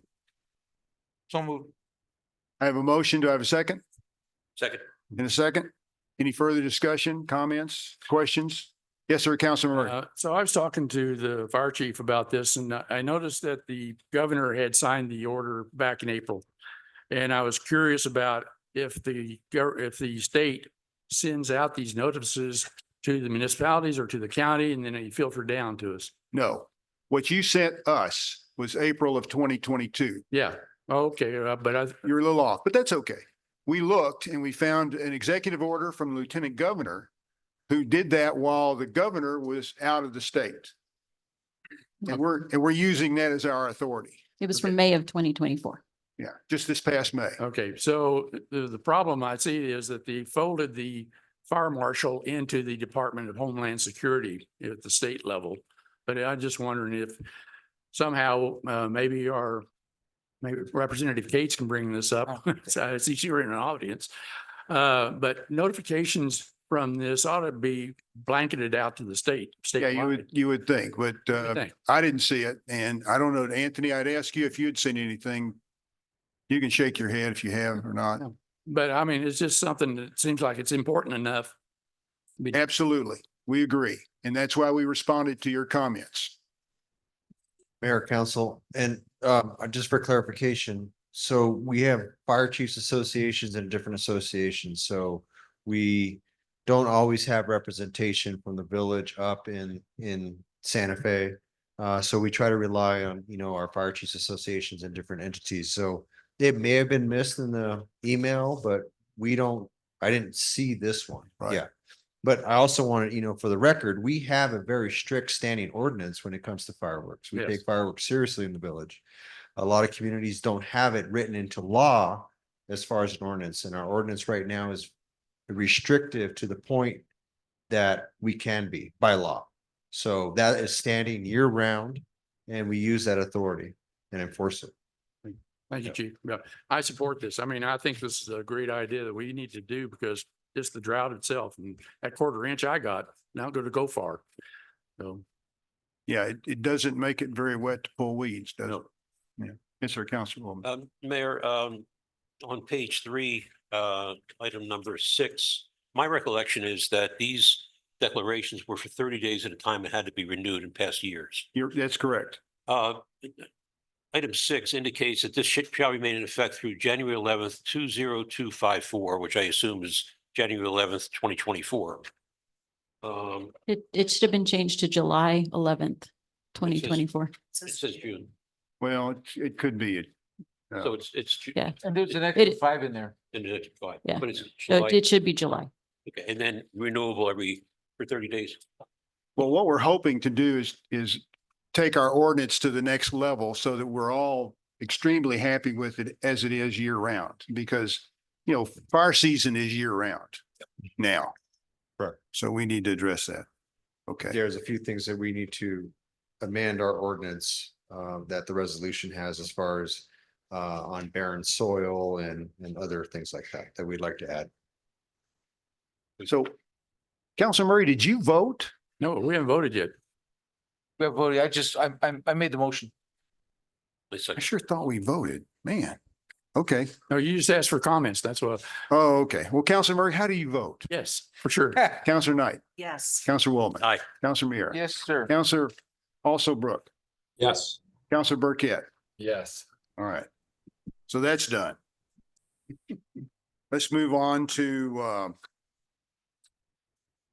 consideration, action, and approval of, now this is really not the final ICIP list, or it is the list and we're going to do a resolution. So I need approval of council for the order of the Okay. list. And we had two items that had been requested to be added after we did the survey to rank. So and the reason this is on there as consideration, action, and approval is I need council to direct whether or not we're adding those two items to the list and where. And this is your opportunity to change rankings if you don't like the way it came out. Mr. Mayor, on that point. So I need a motion to approve the final ranked ICIP list. On that point, do we need two different motions, you think, or it could be done on the same? No, we can do on one. It's the ICIP list. We're making a And list. then we're gonna have discussion? Yes, sir. Okay, motion. Okay, how about a second? Do I have a second?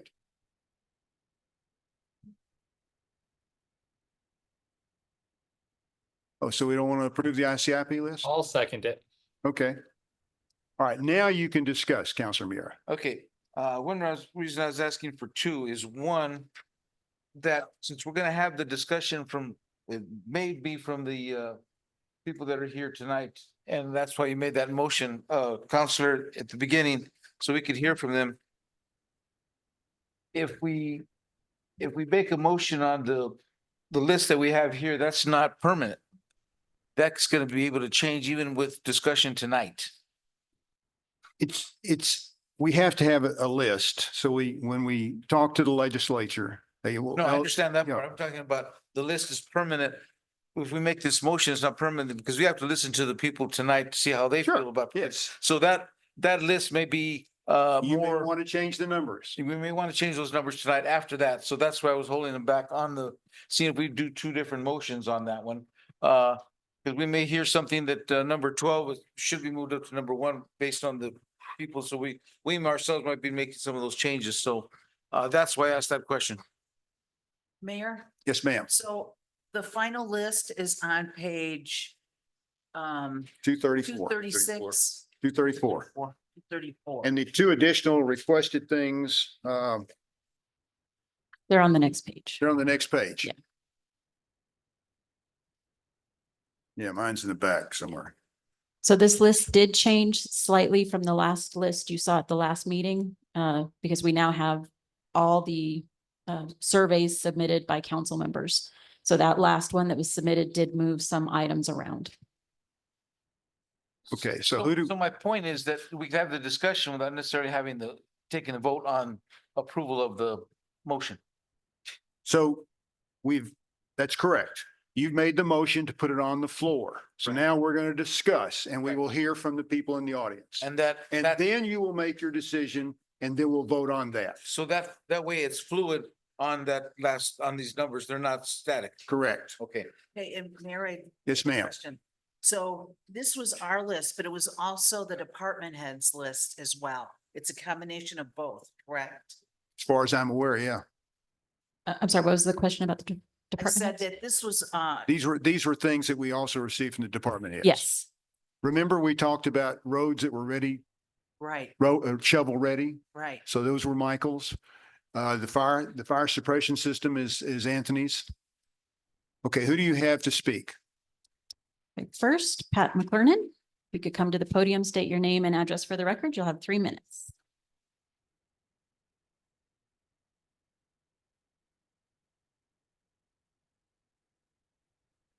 Thank you. I'm Pat McCornan, 2968 Corrales Road. Mr. Mayor, councilors, I think this is the third discussion we've had on these items.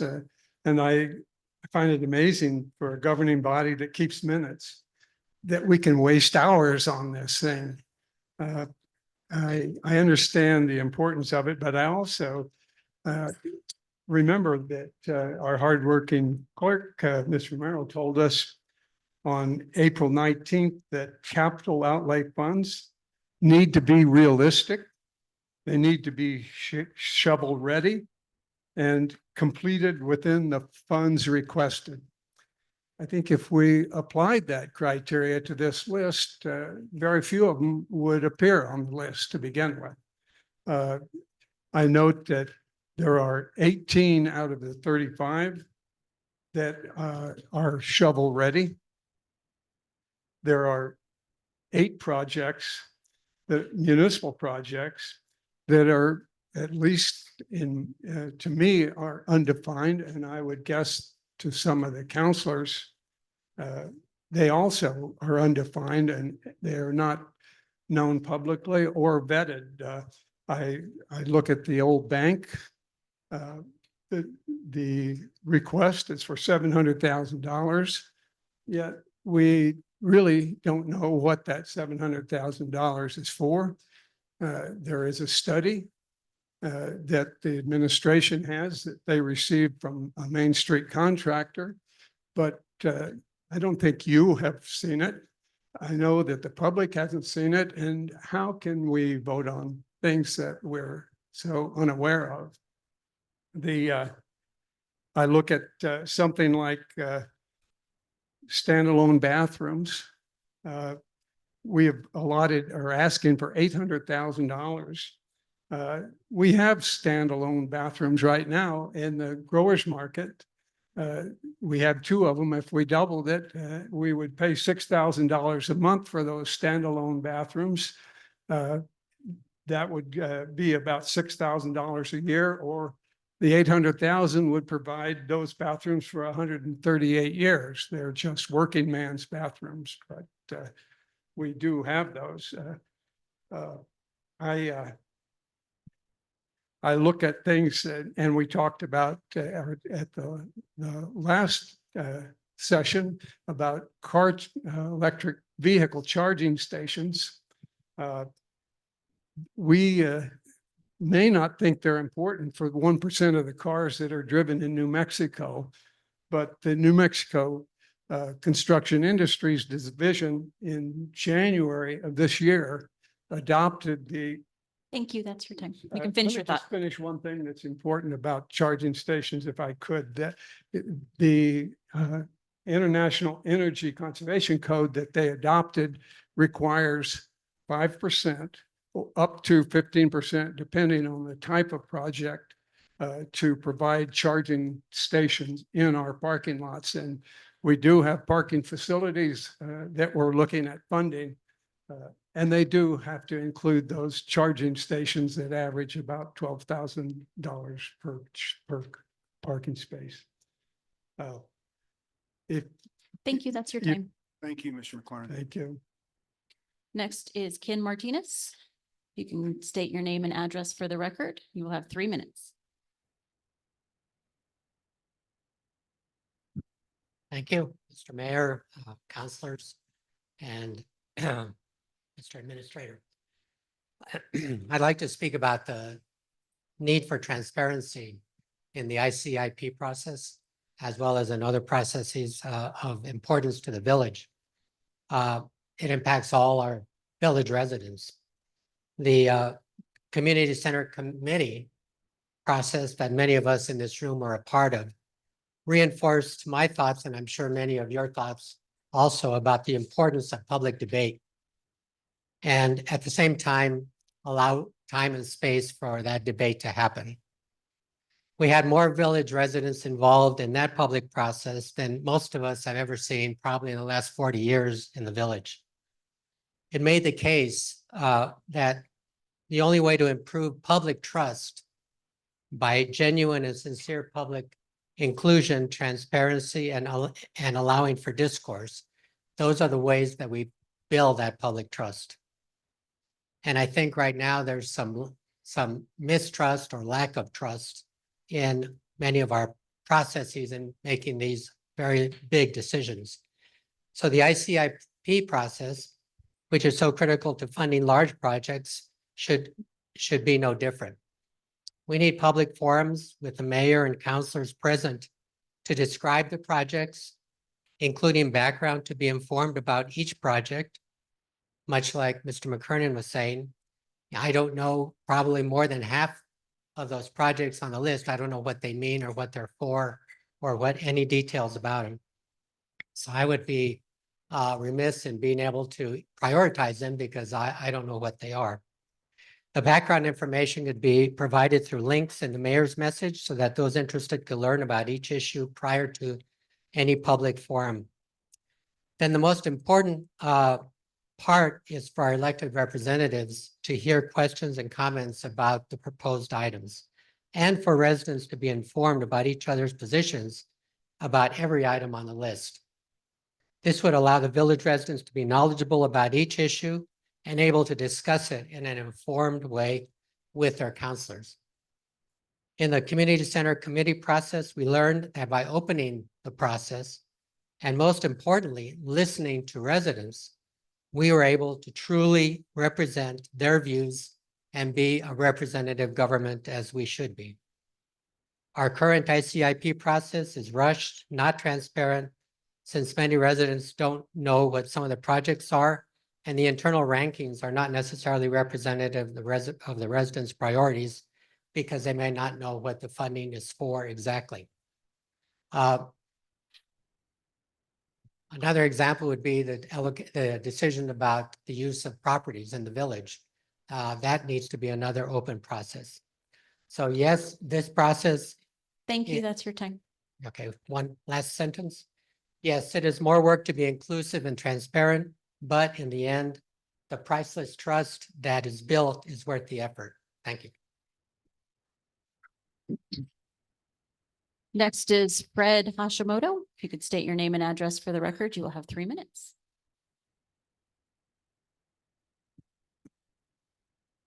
Hi, I'm Fred Hashimoto. I live at 485 East La Entrada. Mr. Mayor, councilors, I'd like to address again the MUF, the multi-use facility ranking in the ICIP list. I think they shouldn't be ranked, or again, it should be ranked very low if it's ranked.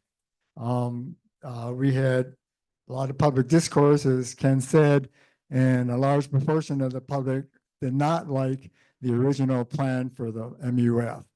Furthermore, the MUF committee, which number 9, they took a survey that was organized by Arnold Farley. Each member of the committee got 8 votes, 72 votes. And there was a question, do you think that the MUF original design would benefit the village? It got 0 votes, 0 out of 72. So I think that not only the general public, but the MUF committee did not think very highly of the original ACE design. And the committee actually came up with talking about a community center, and which is a good idea, but it hasn't been talked about anywhere, either in the MUF committee or before council, before any organized group. The community center has not been talked about.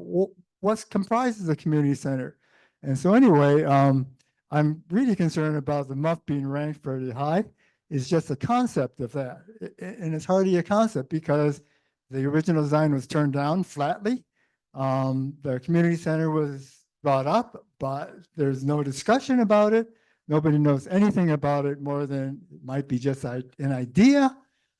We've heard tonight their needs for money, whether it's public works, whether it's for health, whether it's for stormwater, drainage, sewer, you name it. And there are many shovel-ready projects that are on the ICIP list that should be ranked highly.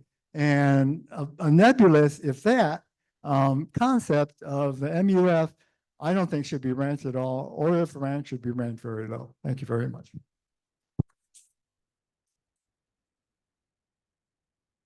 And then our final commenter of the evening is on Zoom, Johnny Martinez. You're muted, Johnny. And if you can state your name and address for the record, please. Still muted. Can you hear me now? Now we can hear you. Okay. Johnny Martinez, 200 Rafael Court. Thank you, Mayor, Council, and everybody for your, entertaining this conversation tonight. I'm sorry I can't be there in person. I'm sick and I don't want to freak everybody out if I start coughing.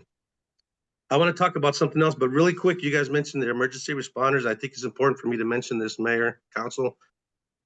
A while back, I was talking to somebody on the phone and they thought I was having a medical emergency.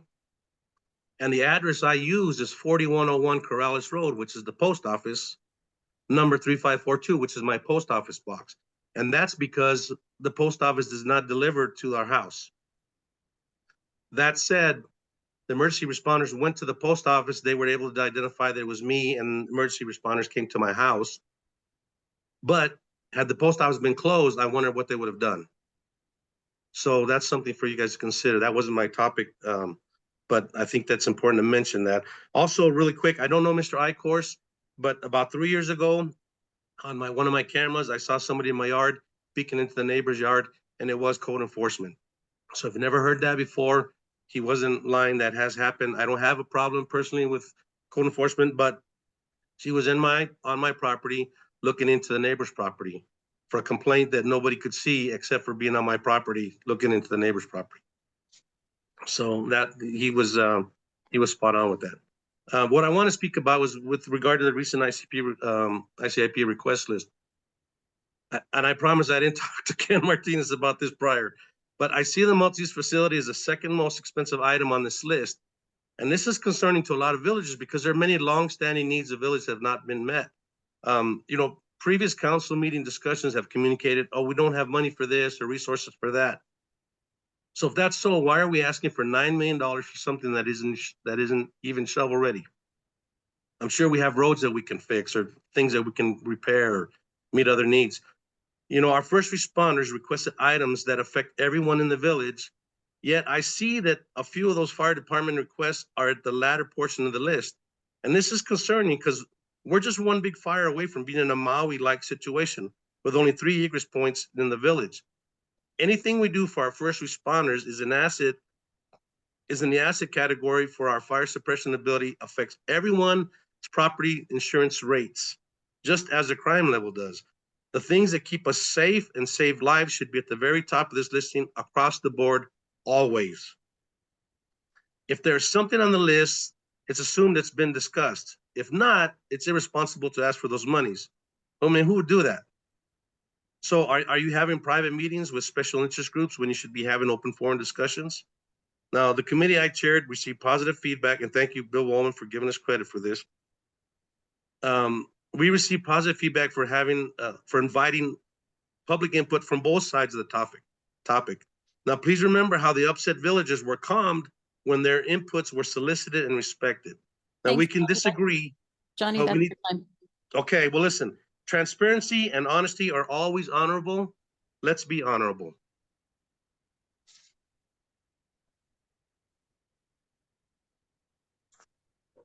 Councilor Miera. On the discussion, if there's not, I would like to start it. I'd like to go back to the first person who came forward, because that was some of my concerns with regards to the ICIP numbers. Those that say, and I do agree that we had that discussion open, that they had to be shovel ready. We have a couple of yeses up in the top. We have some no's, and that's pretty clear. I would want the administration to explain the no's, but most importantly, is purchase the same as a yes? And that's just one question, not all of them, but Yes. a purchase is it's yes, ready to go right now. Yes. Okay, so we could call that shovel ready. Yes. Okay. That would help. I think a lot of the questions that came up here, because they just say purchase. With the no's, and the no's were the more expensive ones. Should we even be considering if they're not shovel ready? And I'm going to stop with that question before I finish it, because I turned over to the representative. She knows as well as I know that there are some things you can ask for. You can't ask for everything. You can ask for a whole lot, and they'll give you a amount of money, but you can bring home a lot of money and then you can't spend it. So the question was more about being able to, if she's had an opportunity to look at this list, and see some of the things that maybe we cannot see that they would be available. You get the money, but you could not get it to bring it home for that particular purpose. Counselor, may I run the meeting, please? You may, Counselor, but that was a Knight? question that I think needed Counselor to be Knight? answered. Oh, I just want to, the multi-use building is number 21 on the list. I don't think that's very high. I didn't know if you all saw that, but it's out of 35, it's 21. So there's a lot of things that are, more important than the multi-use building. So I just wanted to I didn't know if you had seen this or not to know what number it was. Representative Kate, did you want to step into this at all? Now, I gave you the list and we had a discussion about some of these items, the ones that were primarily shovel ready and purchases. And that was what our focus was, right? That's what I thought our focus was. Okay. So Councilor Mira, did you want to ask the representative to come up and speak? Only if she wanted to, but I think the easier question was those that are not shovel ready, should we even consider them? I mean, that might be our wish list, but I've had a lot of wish lists that got either vetoed or not even addressed. Thank you very much, Counselor, and thank you, Mr. Mayor. It is the direction of the executive that if it is not shovel ready, they will veto if it's a capital outlay.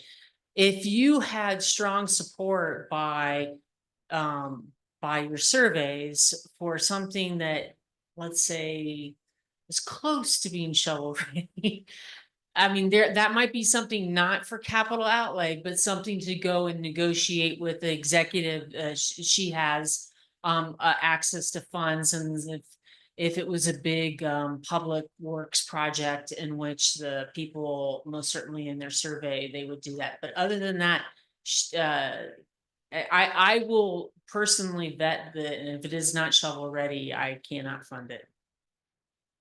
Councilor Murray. Thank you, Mayor. So part of my issue is that some of these shovel-ready projects we want to be shovel-ready, have required architectural services, which we have not funded. And it seems to me that if we're going to try and get these to a point where they're shovel-ready, we need plans. And I probably agree with Mr. Hashimoto that maybe the MUF or the multi-use facility ought to be down lower. But at the same time, we need plans that are in place so that if the money comes up available, either through capital outlay or some other entity, we're ready to go. And that's the problem we've been having, is that facilities that we want to build, we don't have plans for, and we need those plans. That's why we need an architectural service on board. It seems to me that the more we have ready to go shovel ready, the better our chances of finding funding somewhere. If you go through the list and you pick out the ones that say shovel ready and the ones that are purchases, there are quite a few items there. Oh, I won't disagree with that. That's the way I dealt with it. I mean, I've only brought up the standing bathrooms down at the rec center. That was because the temporary ones that were there were not being maintained, because my son stopped there one day and he said he wouldn't go in that place and that temporary facility.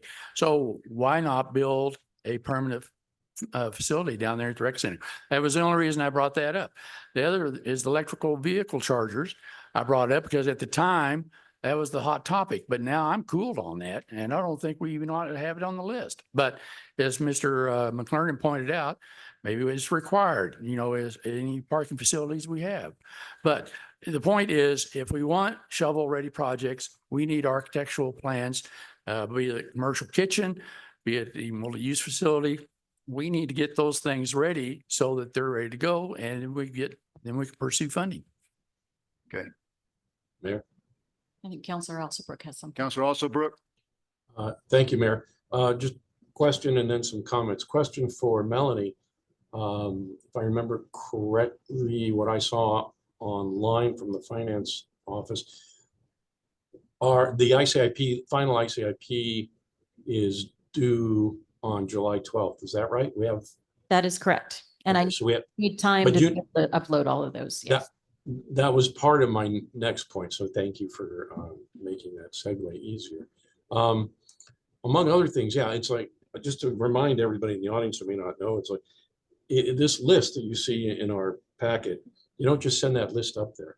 There's a lot of form to be filled out for each and every item, including suggested legislative language for use of the legislators who may want to fund this, including a 2,000 character scope of work, which is supposed to describe details about the budget, including a projected start date for the project. So I do think there are probably, in light of all those things, one, I don't think we need Melanie to be spending her time writing all these justifications for things that probably shouldn't be on the list. And, quick count is there's a dozen or 15 of these or so that say no for shovel ready. Those really should just get removed. We're not fooling anyone that the legislature is going to give us some money for those, and we're using staff resource to try to add these things on there.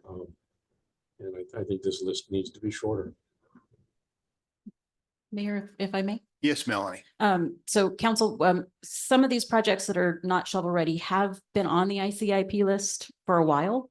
So ones that are already on the list, they can stay on the list from year to year. So I don't have to go in and Okay. write a 12-page That's good. form for every single one of these. It's only the projects that we added this year that I'll have to go in and do that for. So Okay, that's good. So just to clarify that. And also they do say in the ICIP training that, while this is not a wish list, a lot of times other grants will ask you, is this on a plan somewhere?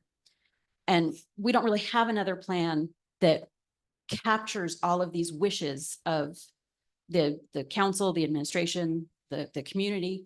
So, we do want to keep some of these on the list because we do want to be able to say, I'd like to get a grant for this, because it's going to say, is this on your ICIP? Is it somewhere else? So while monies for capital outlay do have to be shovel ready, if we're trying to get monies elsewhere through grants or something like that, it does need to be on this list to be able to get those grants.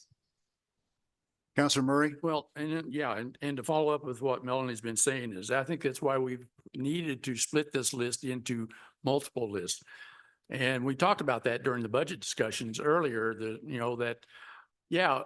things that we need have to be on a list somewhere in order to be considered. So maybe we need to take this ICIP list and we split it up. Things we want to go up to the legislature ought to be on a priority list. And then we keep the rest of them around, as Melanie has identified, that we need, things we would like to have, but we're just not ready for it. Some grants do specify, is it on your ICIP? So just something to keep Is in that in mind. state statute or is that just a? No, it depends on the grant. So sometimes the grant, like, I just got a text from Tanya reminding me that sometimes when she's writing the grant, it'll specifically say, is this on your ICIP? Can we have two lists of ICIP? We mean, could. I mean, the- so this one goes to the state. We could have a separate one, I suppose, that would be, Well, maintained internally. Councilor Mira? I don't want you to run the meeting, and just that Chief Smith has his hand up there before I speak, I want to hear what. Oh, Chief, gosh, you're way back in the I didn't corner want, I there. didn't want to run the meeting. Chief, please come up here and talk to us. I need to get you a paddle, chief, so you Yeah. can wave it. You need to quit sitting way in the back and sit up here in the front. He's a good Lutheran. It's cooler back there. Mayor, thank you. I would just like to defend one of my items on the list that is marked no. I've been before you asking for money for the fire substation. It is complicated. It's on village-owned land. We've already done some preliminary work. We got the State Fire Marshal's Office approval. They inspected the site. We have some preliminary drawings. Is it shovel ready? Can we take a shovel out there tomorrow and start? No. But I've been asking for money and different funding sources. I've been before you asking it to be a priority on the list. We have sought other funds from other agencies to try to get it funded, move forward. Our bond was supposed to help cover that. We're going to be getting a portion of that money, but still it's not enough money to build a building. But I'm respectfully asking that, we are working very hard to try to complete this project. So I So just want to that- make that clear, even though it's marked no. It's marked no because we're not ready to go next week, but it is very, very close. And so that's going to get the $800,000 that we sell next.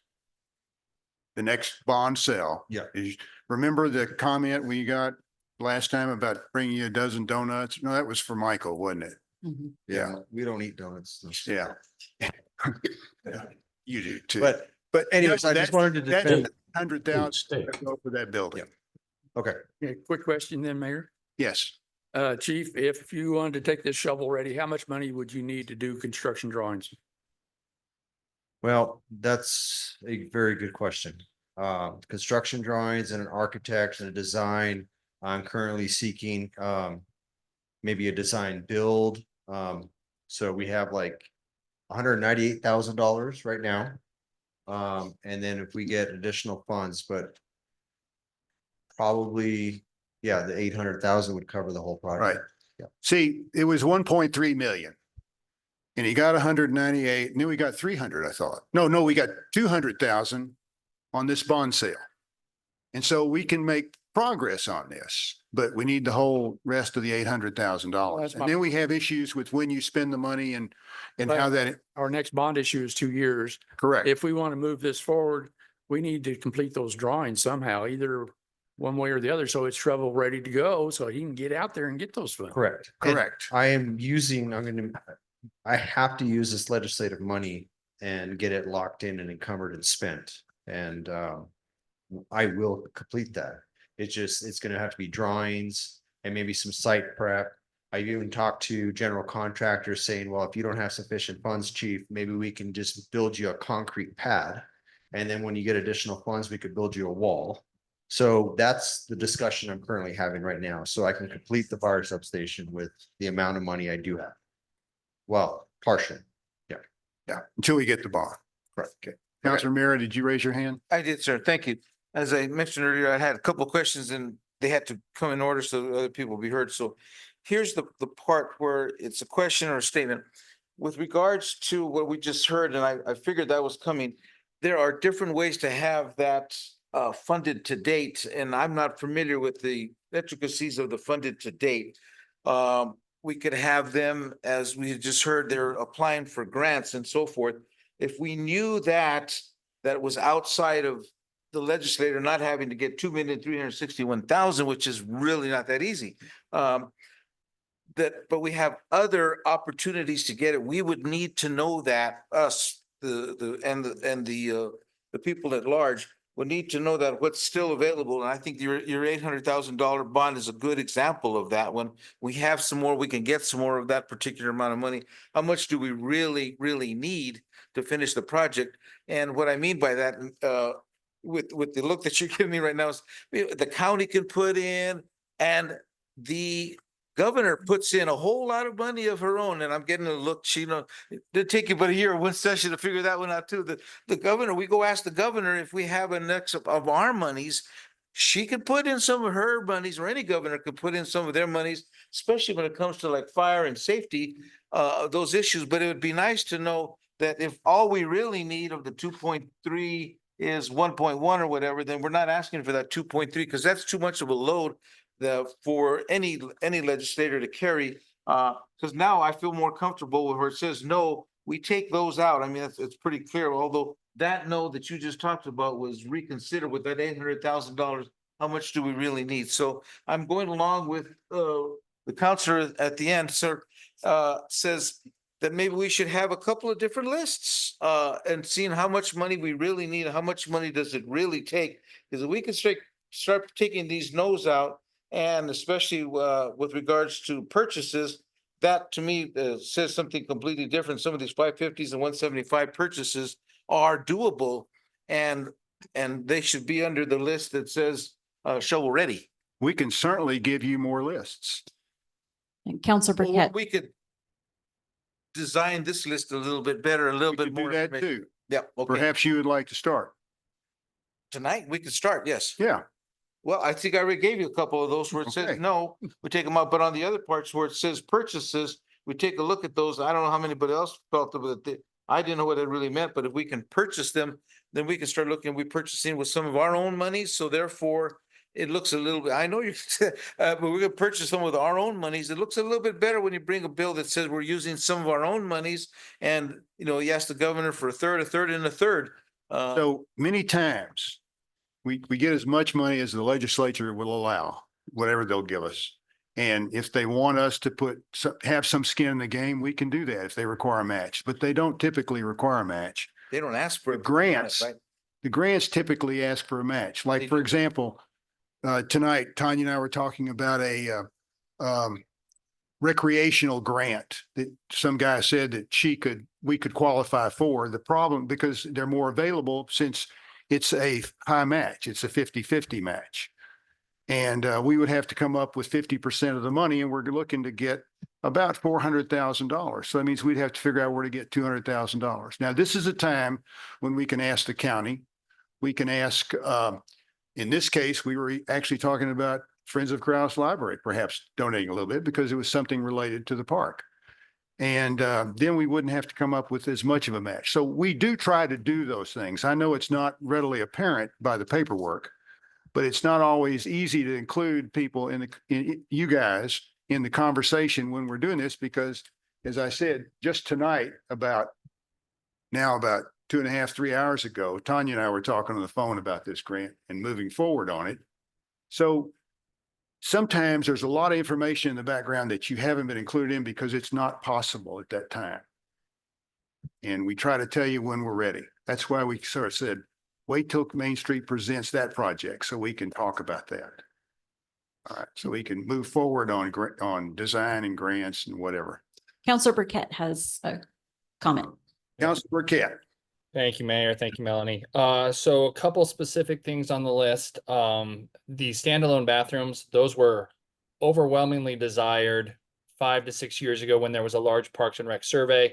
That survey got almost 10% of the village population to respond. That's been on the list since then. So I think there is fair justification for that to be on the list and be ranked very highly.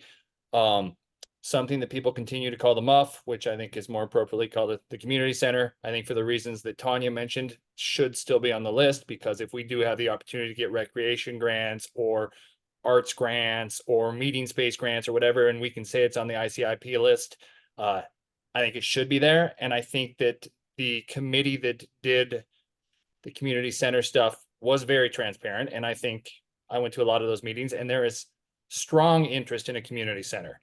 I think as soon as someone says MUF, we know that they're going to come in with negative messaging about it. But if someone says community center, which could virtually be the same thing, but with a different name, it has a very different context. And I think the vast majority of the citizens in the village want some sort of community center. Whether or not the ICIP is a place to get that is a different question. But I think transparently, that's what people wanted during that transparent process. They just wanted a different version than what was initially presented. And then just an overlying theme that's come up multiple times in the meeting today is this transparency thing. And it seems like there's people think that the 6 of us up here are making a vote representative of our own opinions and thoughts. And some of it is that. But some of the people that have called for transparency and open discussions for everything are people that I've had individual conversations about many of these topics. I talk to many people, and we have an open forum twice a month. It's an open invitation to come talk to us about whatever you want. And on specific topics, you can talk about those each individually as well. I have an open invitation 24 hours a day to send me an email. Most people text me. I've had 3 or 4 people texting me over the course of this meeting. The constant cry for transparency, I mean, the more the better. But I think to say that there's not transparency is not accurate. And we hear it over and over and over at the meetings. And everything's non-transparent when it doesn't agree with your views. And when it does agree with your views, it was the most transparent process ever. And so I think that there needs to be some self-reflected transparency, maybe on thoughts on that process. So that was just me on a soapbox for a minute, which I apologize for. No apology necessary.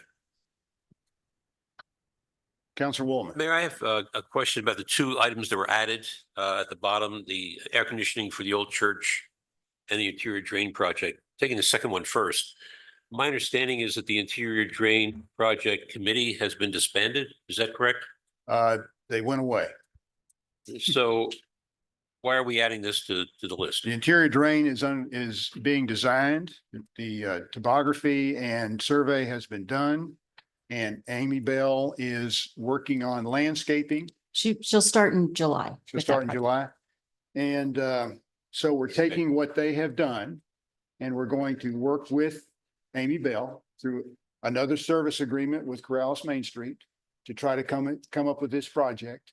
And the number was actually given by the committee before they Yeah, before they disbanded, and this is Doug Finley's number. it is, and 150,000. That's in addition to the 250 they've already got. 150. The one, sorry, 150. the 150 already got. Yes, that money is pretty much, will have been spent when Amy Bell finishes, right? correct. Now, is that 250, if obtained, strictly for design, or is it for the actual? No, it's for actual work. Okay, okay. And the second question on the air conditioning for the old church is 75,000. Is that all it is? Well, that's the number given to me. That would make a significant difference in that facility. Yeah. And I'm wondering if, I don't know how this was, I don't know how it was reached. It was a number given to me and I have not seen any planning. You know, we have some money to do the inside of the building and the thought was, and when they're doing the inside of the building, they can do the electricity at the same time. But I'm not aware of, I don't know how that came up. Is Ken still here or is Ken? Ken, why don't you come tell him how you came up with that? while he's walking up, I know it's heresy to say this, but I think it is so important that maybe we could find the money elsewhere if we can't get it from Ms. Cates. It's a possibility. Okay. But you know, everybody wants money. Yeah. Go ahead, Ken. We received estimates on the cooling system. And there are two types. One is refrigerated air, which requires ducting in the ceiling. And that ducting, as well as the machine that they would have to put up there to support it, is very heavy and noisy. With the fact that we have concerts and music and all that, and having a heavy noise coming out of the ceiling because the ceilings are so high. Yeah. It would require quite a bit of power to send it down.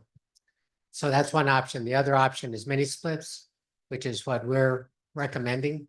And that is they're recessed into the ceiling, so they're not visible.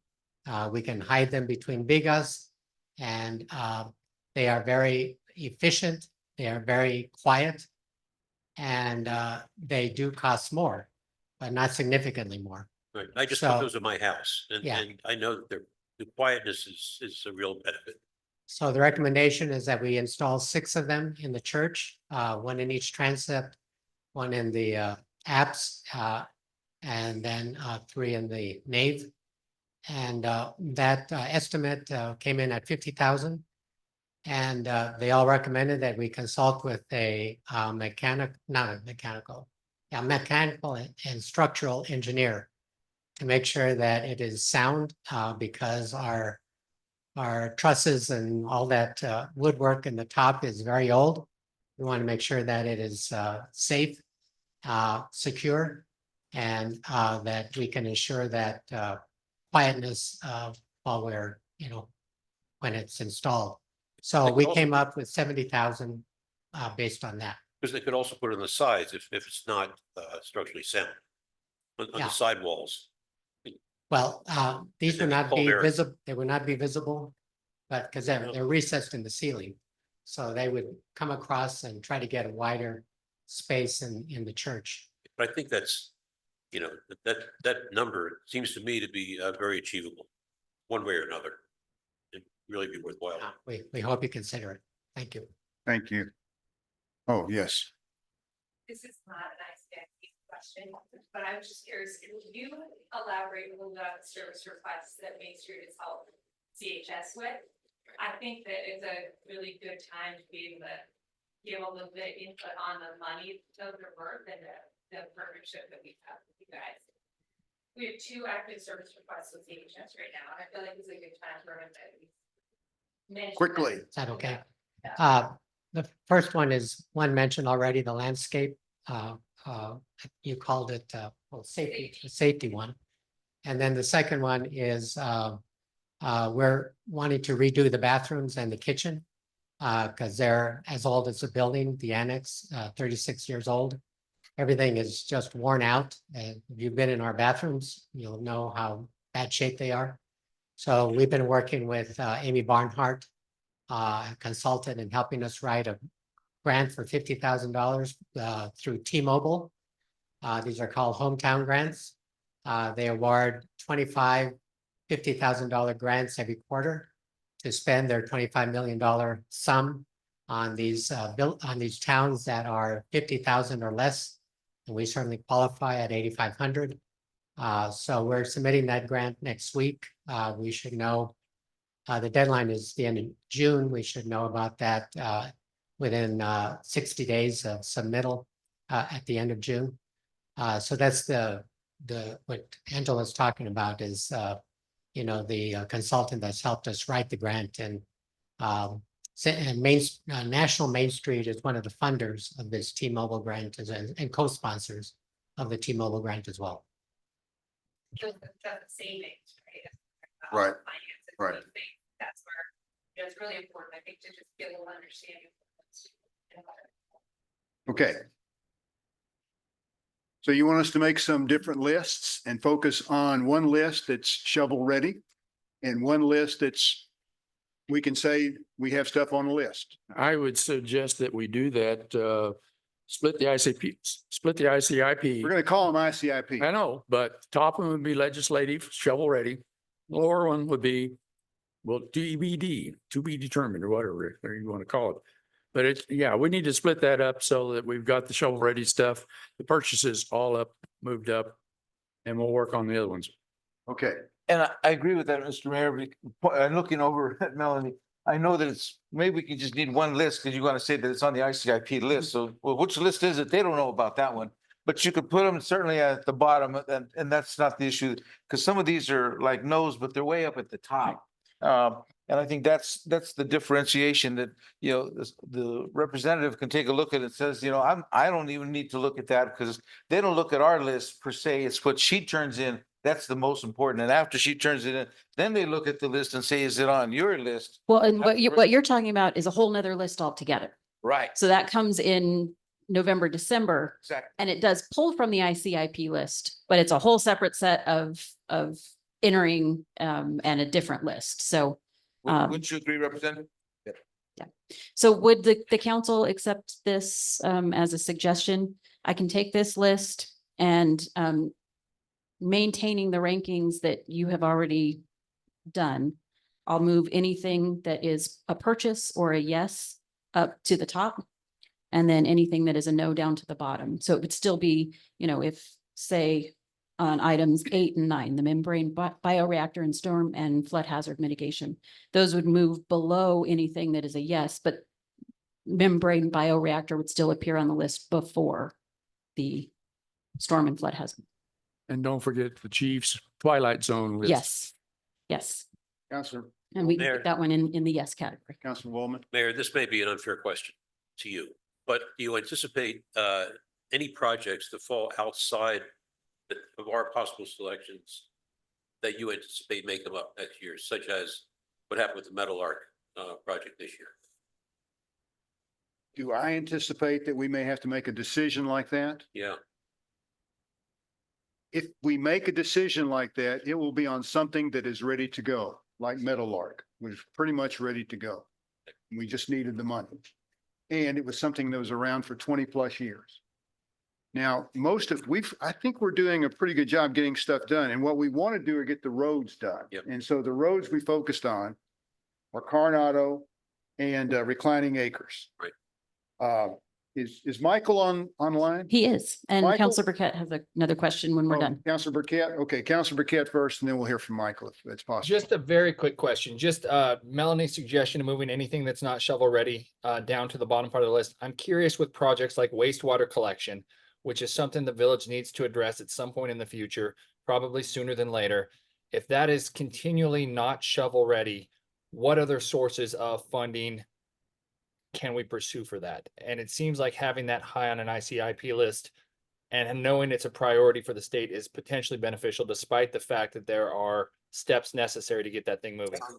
So to respond to that, $2 billion fund. you know that the next bond we sell provides $800,000 for the sewer line.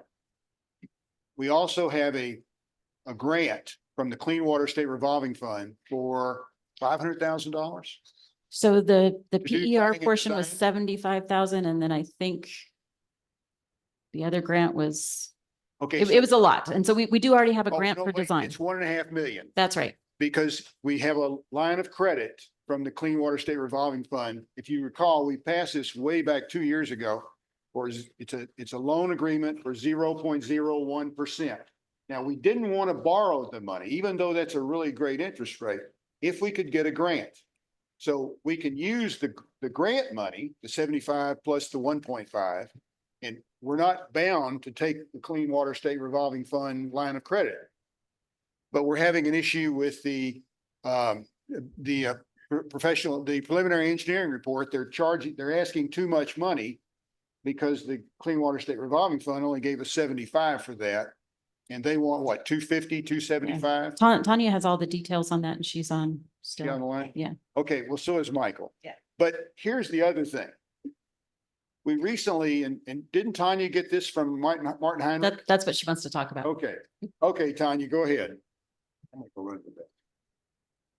Sorry to interrupt. Yes, two things. One, for the PER, they're supposed to have the new proposal back to us so we can look at they wanted 231,000 for a PER. They're supposed to have the new proposal back, and the state is willing to look at how much we need to complete that and grant us extra money for that. And then Martin Heinrich, we submitted for that for wastewater, and Martin Heinrich is carrying for congressional funding $12.8 million. There is a match usually for congressional funding if it gets through the federal, which would be, I think it's 20 to 25%. So we would still need some extra money for that. But like you said, yeah, if Mike's bond is part of 800,000 is for that, that gives us part of that match. So it would be no loan. So we do have that money out there, and keeping that on the ICIP list so we can hopefully get Martin Heinrich to fund it would be wonderful. Yeah, so that project is in design currently. We went out for RFP to get a contractor for that, and the fire line that was the other project we got state sorry, I'm tired. The water revolving fund. Those two projects are both in design. So that there's some on here that'll say, no, it's not shovel ready, but it's in design. So And I think that's what I was bringing up before about Melanie, and I'm glad you brought up the water revolving fund. I mean, you hear that word tossed around in the legislature all the time, and that's not monies coming from some one or two legislators and one senator. It's part of a state kind of an operation that they're moving, and whether it by water revolving funds, as you probably remember that one too. We've been hearing that one for how many years, but it's part of something we can attach ourselves to. We need to know what's the necessary part. So in the end, all the representative and one senator have to do is probably come up with maybe $2 million, is a whole lot different than the difference between the 2 million, the 16 million, the 14 million. That's just not going to happen. That's the way we took care of the colonias. That was, remember the colonias problem that we had was exactly that. We utilized somebody else's money, it was the state's money. And they have some big issues, and sometimes it can be solar is a big deal. So they're going to put some money into the solar funds or whatever that we can take up so we can, Mr. Mayor, we're just talking about utilizing somebody else's money. I think your favorite topic. Absolutely. That's the best way to do it. And I'm saying there's some state funds that on some of these bigger issues like the water revolving fund. I mean, we hear that a lot, but we need to be able to work out with the state, not just with the legislator fund, but with the state funds that are available. And they're there and they're plentiful. Mayor, I think. Okay. I think the representative Case. I'm sorry, the counselor talked about, will there be other funding? Obviously, everybody's very capable. Tanya's been excellent. Melanie Aspen. can you come up to the microphone so everyone can hear you? Finding the funding for, there is a vast amount of funding for groundwater and stormwater. So counselor, I would love to work with you closely to make sure that we're finding all those funding sources. I don't think we could get those granted to us as well. I want to say that the legislature just passed this year matching funds. So where you need matching funds For federal money. for the federal funds, that now that there's a bank, a water trust, and the NMFA that will help you do the matching funds for specifically communities like this. Thank you very much. All your remarks are very, very interesting. Just for the people out in Zoom. Crowless is represented by one legislator and one senator currently. The legislator in the last 2 years has been myself, has accessed $2.5 million, and the senator has had 4.3 million, I think. Understand that my district is all of Crowless, but I also have parts of Albuquerque and Rio Rancho in it. And so the counselor is absolutely right that we have to be very mindful about where that money goes. But by being on the list, then we know that it's a priority, it's important. And I just asked one more question from Melanie. When you create your double list, your 2 lists, are you prioritizing them as the governing body has dictated, or are you prioritizing them as surveyed from the public? So the ICIP, when I enter it into the state system, it's as the council has ranked it. Thank you. Yes, sir. I'm just wondering if we've explored all the possible infrastructure money from the federal government for these specific projects.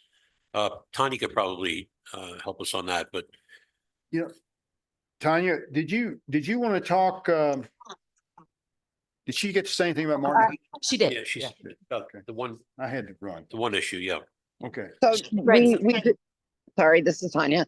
Go Thank ahead. you, Mayor, Council. We do look at all those federal funds. A lot of the federal funding out there does, even though I wish it would affect us, we also asked for the chief's water line, and we made it to second review, which is so important. But a lot of it is bridges. We have a bridge, we have 2 or 3, but most of those, we did look in our state highway on Crellis Road. So Crellis, the state would have to apply for those. We look at all of them. A lot of them do not apply to us. And a lot of times when I write a federal grant, the second question is, are you an impoverished community? And that knocks us out of a lot of federal funding, because it doesn't look at our bank account as a village and our tax receipts and our businesses. It looks at our income. And I think Corrales is #1 in New Mexico, or #2 again for personal income. And that's what a lot of the funds look at. On the Angel Hill project, we did get more money. And when we submitted and they approved it, to run the line backwards till we can get the money in for the tank. But that is definitely a shovel-ready project for the fire chief. But I look at grants at least once a day. Council Murray. Mayor, I move that we terminate the discussion and move forward. I think we've discussed this to the hilt, and we need to. You think we beat this dead horse? Yeah, we have. And I think we need to move forward given the hour. Well, we're up for a vote. We could vote to go ahead and move forward with the ICIP as it is written, and then we can do the modification, send that out as an email, and with the Yeah, resolution. Can we do that? It'll come back before you at the next meeting with a resolution approving the list. Right. So yeah. And we'll do it the way you directed. It's actually the way I did it, but that's no problem. So how do you vote, Councilor Murray? Yes. Councilor Knight? Yes. Councilor Woolman? Aye. Councilor Mira? Yes, sir. Councilor Burkett? Yes. Councilor also Brooke? I'm just a bit unclear on the motion. Can someone restate it for me succinctly? Consideration action approval of final ranked ICIP list. As we have it here. Well, as it's listed, and we are actually kind of as a sidebar going to adjust it as we've discussed. You could say this is your direction to the administration to put together the ICIP so that you can pass a resolution is it the next meeting? Yes, it has to be the next meeting. Okay. So everybody said yes, and it's up to you. Yeah, no, I'll vote yes also. Oh, well, thank you. We needed that. Okay, so that's passed. Let's move on then. Number 3, the new number 3 is consideration action approval of resolution 24-29 authorizing partial defeasance. Oh, wait, no, we missed the Roadrunner. Oh, sorry, Roadrunner. Consideration action approval of franchise agreement with Roadrunner Waste. And we're changing it to August 1st. Yes, we, That's when it'll take effect? yeah, it's, I think in the franchise agreement, it says the new rates will go into effect July 1st, but due to customer billing. It's going to be August yeah. 1st. We. I need a determined it would motion be to August. approve the franchise agreement. Question about the agreement. Make a motion. I'll make the motion for discussion. You'll make a motion to approve it and then we'll discuss it. That's correct. Okay, Discussion I coming. need a second. Second. Okay, we have a motion and a second. Now, Counselor Bowman, would you like to make a comment? Thank you, Mayor. I do have a question. Page 22, under roll-off services. A little unclear. Contractor may collect, transport, dispose, et cetera, et cetera. But the last line of that paragraph says contractor retains the exclusive right to provide roll-off boxes, debris removal and compactors within the village. So if it's a may, the contractor may provide, implies that it's not exclusive. Yet the last line is in the paragraph, it is exclusive. We've raised this issue before. You want to come up and talk, please?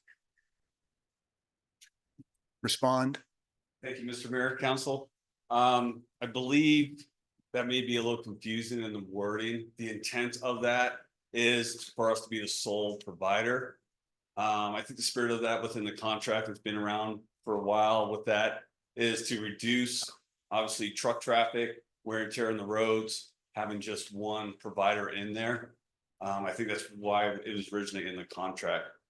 As far as your question with the wording of it, I didn't catch that one when we went through that. So the primary purpose is to save our roads. Well, yeah.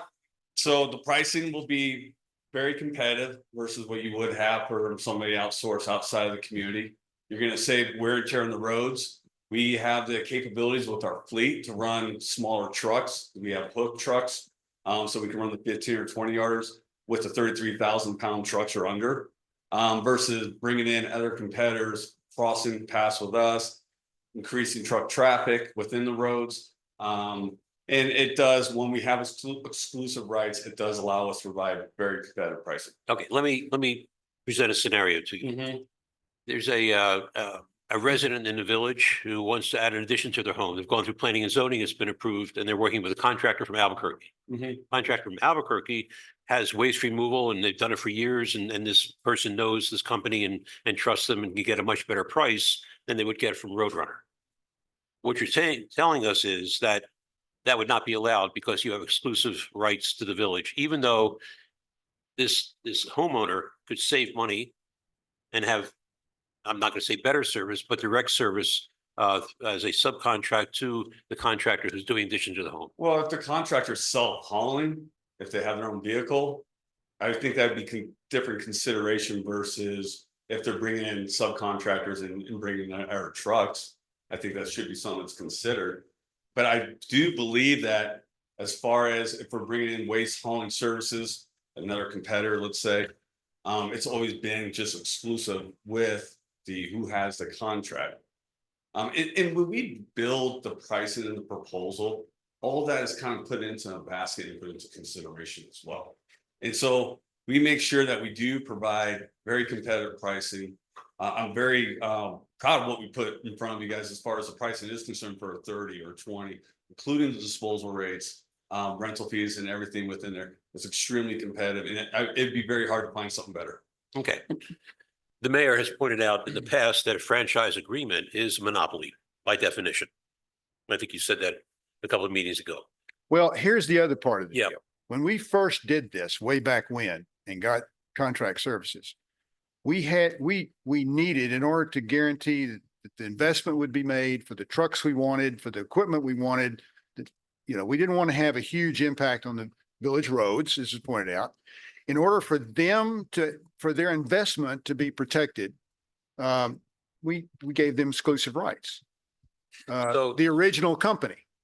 Just so I'm clear, that if a contractor does self-hauling, that would be okay. I've never crossed that situation. We've always dealt with somebody bringing it in their box, dropping it. And as far as like we talk about code enforcement, I have not dealt with that situation in the 2 years that I've been a district manager at Roadrunner. I don't know what they've done in the past. I have not crossed that situation. Okay, so we bring up code enforcement. If a contractor is building an addition and they have their own roll-off because they use it all the time, is code enforcement then going to cite either the homeowner or that company for a violation of the exclusive agreement? That's a good question. I mean, again, I've never have dealt with that situation. We've only had other competitors, third-party subcontractors come in, help working with the contractors about it. So it's, Do you have an alternative?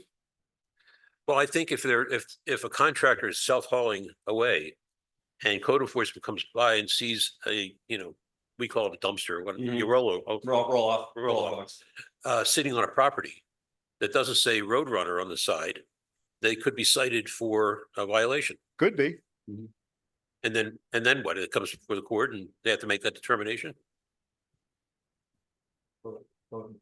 I don't know. Quite frankly, I don't know. Okay, I'm just, Yeah, I could Raising ask the it. question. It's Oh, great. Melanie Yep. knows the answer. Well, no, so we have Counselor Burkett and Counselor Alsobrook both want to make comments, but there was one time where code enforcement did find somebody that had a different contractor's roll off, and they just went to the homeowner and said, I'm not sure if you're aware, but we have an exclusive agreement with Roadrunner and you're in violation of that. And the homeowner said, I'm sorry, I didn't know. And they just took care of it. So she didn't cite anybody, nobody went to court. right, but the potential is there. But yeah, I mean, this has been in place since the original agreement and it's just a carryover of But what we this- were but this is were up for doing. renewal, and I think it's time to discuss this. And I think Councilor Burkett perhaps is going to raise the other issue I was going to raise about green waste, perhaps. I was not. Mayor, can I speak briefly? Sure, go ahead. So I think I have an answer to Counselor Waldman's question. And I can't find the specific verbiage in the contract, but there is verbiage in the contract that says that the customer, for any reason, can haul off their own waste and not be subject to utilizing the resources of the contractor. So my hunch is if the business construction company was considered the customer in that scenario, and they had the capabilities of hauling their own waste, that they would be contractually carved out from that being an issue. In the situation of like building a new home or remodel or that type of situation with a roll off. So I do think that they would be able to avoid that in that particular scenario.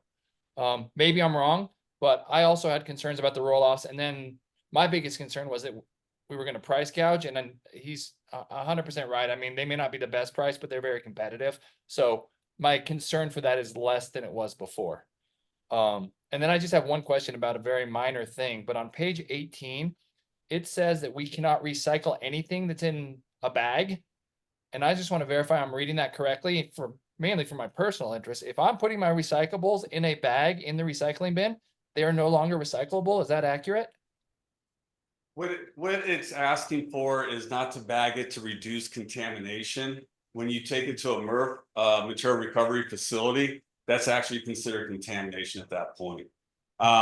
LDPE or whatever, certain bags are made of different properties. Those are very difficult to recycle, and a lot of times they become contamination. Excuse me. And so that's why usually you'll ask to have that removed. It's very similar in other municipalities with their single stream recycling programs that they have, that the bags are not acceptable items. Usually the only time they'll accept it is for shredded paper, like data shred, to keep that separate so that shredded paper can be captured, because that's very difficult to separate out once you run it and process it through a MRF. So shredded paper can go in a plastic bag, Correct. but it has to, what kind, does it have to be a white plastic bag or a special plastic bag? Well, usually in shredded paper, it really wouldn't, it would be separated out anyway regardless. Gotcha. It Okay. wouldn't be in the single stream curbside recycling. Gotcha. So is the recommendation then to dump, if we bag our recyclables in our house, to dump them just straight into the recycling container? And if that is the recommendation, can we convey that to everyone in the village? Because I see a lot of people carrying bags out to their recycling bins, and if they're completely wasting their effort by doing so, I would certainly like to make them aware, because they're taking the time to sort it, and I think they think it's gonna be recycled, and if it's not because it's in a bag, then that is a mistake I've been making for 45 years. So we need a Post-it note, Melanie. Okay. To put on the message. We need a really big Post-it note that's in compliance with our sign ordinance. Yes. Councilor Murray. Thank you, Mayor. So, yeah, I was, the shredded paper, I'd read somewhere that needs to go into a translucent bag so they know it is shredded. So anyway, besides that, on that same page that Councilor Burkett was referring to on paragraph R, we refer to single family premises, and it says means any premise with 2 or fewer dwelling units. Our code, I think, says that we have a single family dwelling. It's only one home. It shouldn't be 2 or more. So I would suggest that we modify that paragraph to reflect that any premise with a single family dwelling, and then number II or number 2 would say any premise with 2 or more family dwelling or, units would be fine. But I think we need to make sure we're consistent with our ordinances about what we consider a single family dwelling unit. Sure. Melanie, is it possible to pull that up on the screen real quick? It's page 18 of, and it's paragraph R. Thank you. Sky, are you writing this down so we can change it? Thank you. This is just distinguishing between multi. And single family dwellings. Yeah, page 18, paragraph R. Let me just do a quick screen share Really? so our In your drawer. counselors at home Really? can see this. Okay, so page 18, and you said. Paragraph R, it says single family premise. And right now it says any premise with 2 or more or fewer dwelling units. I think we just need to make that any premise with a single family dwelling unit.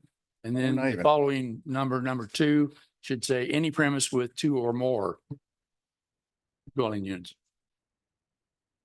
That's just, I don't know, it may be just a minor thing, but I think in order to stay with our ordinances, Okay. Well, just to identify that. Mr. Mayor. Yes, sir. And Council Murray, I think that was intentional. I think the franchise agreement and the ordinance regarding multifamily dwellings are address different purposes. One really doesn't carry over to the other. You mean they don't have to be the same? Right. Thank you. Okay, well, it was a concern I had because it didn't seem to match up to our ordinance. Has this changed in the last half a dozen years as far as you're aware? Okay, then I'll remove that request. And Perhaps we should just forget about that. also on page 38, you talk about replacement of carts. Where I think you are charging for cart replacement, but how about wear and tear that you guys do to the carts when you pull them off and pull them onto the truck? Yeah, absolutely. You are gonna get wear and tear.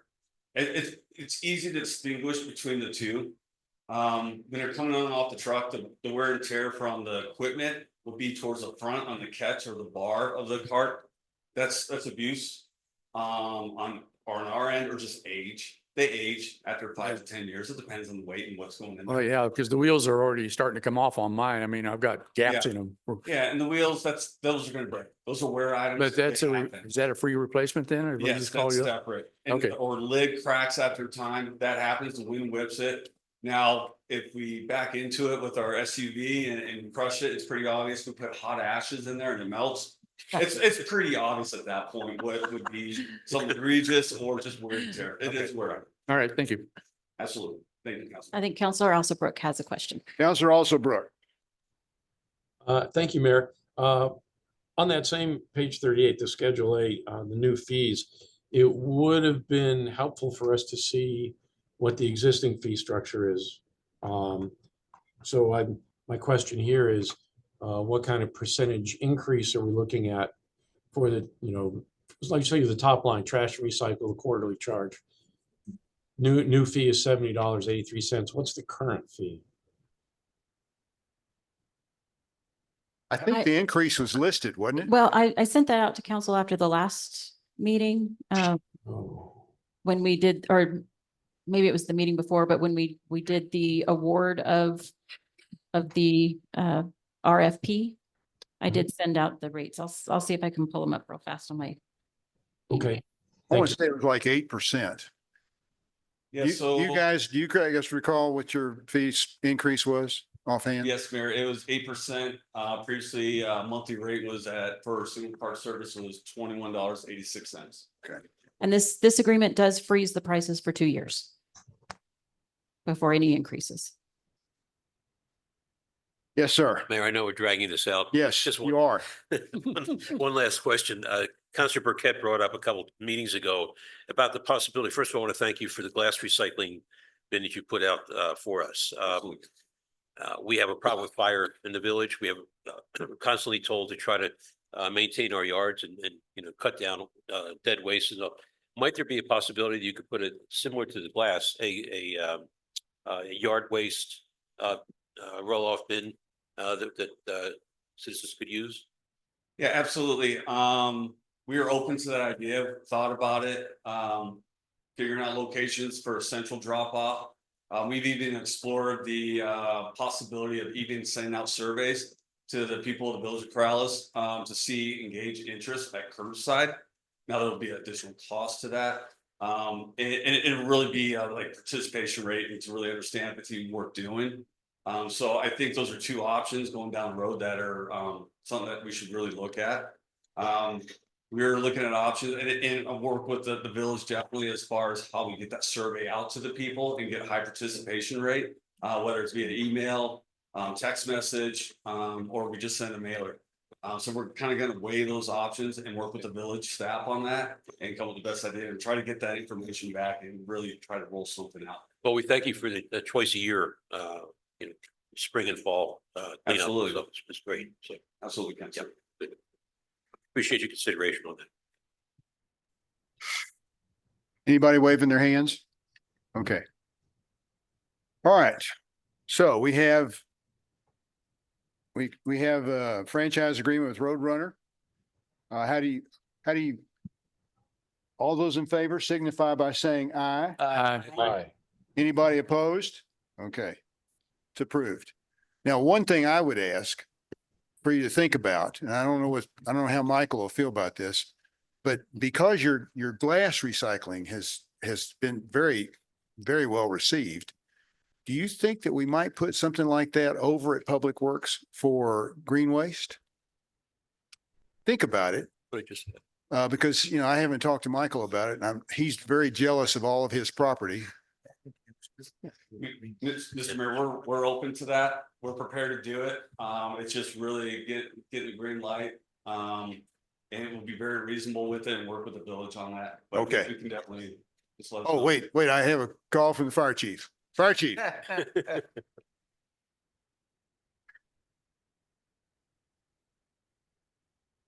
Mr. Mayor. Yes. So I appreciate the idea. I know that I would like to be part of this, but as you know, I was the director for recycling, so I'm a little I familiar do with remember solid that. waste. I do remember that. So we have tried this in the past.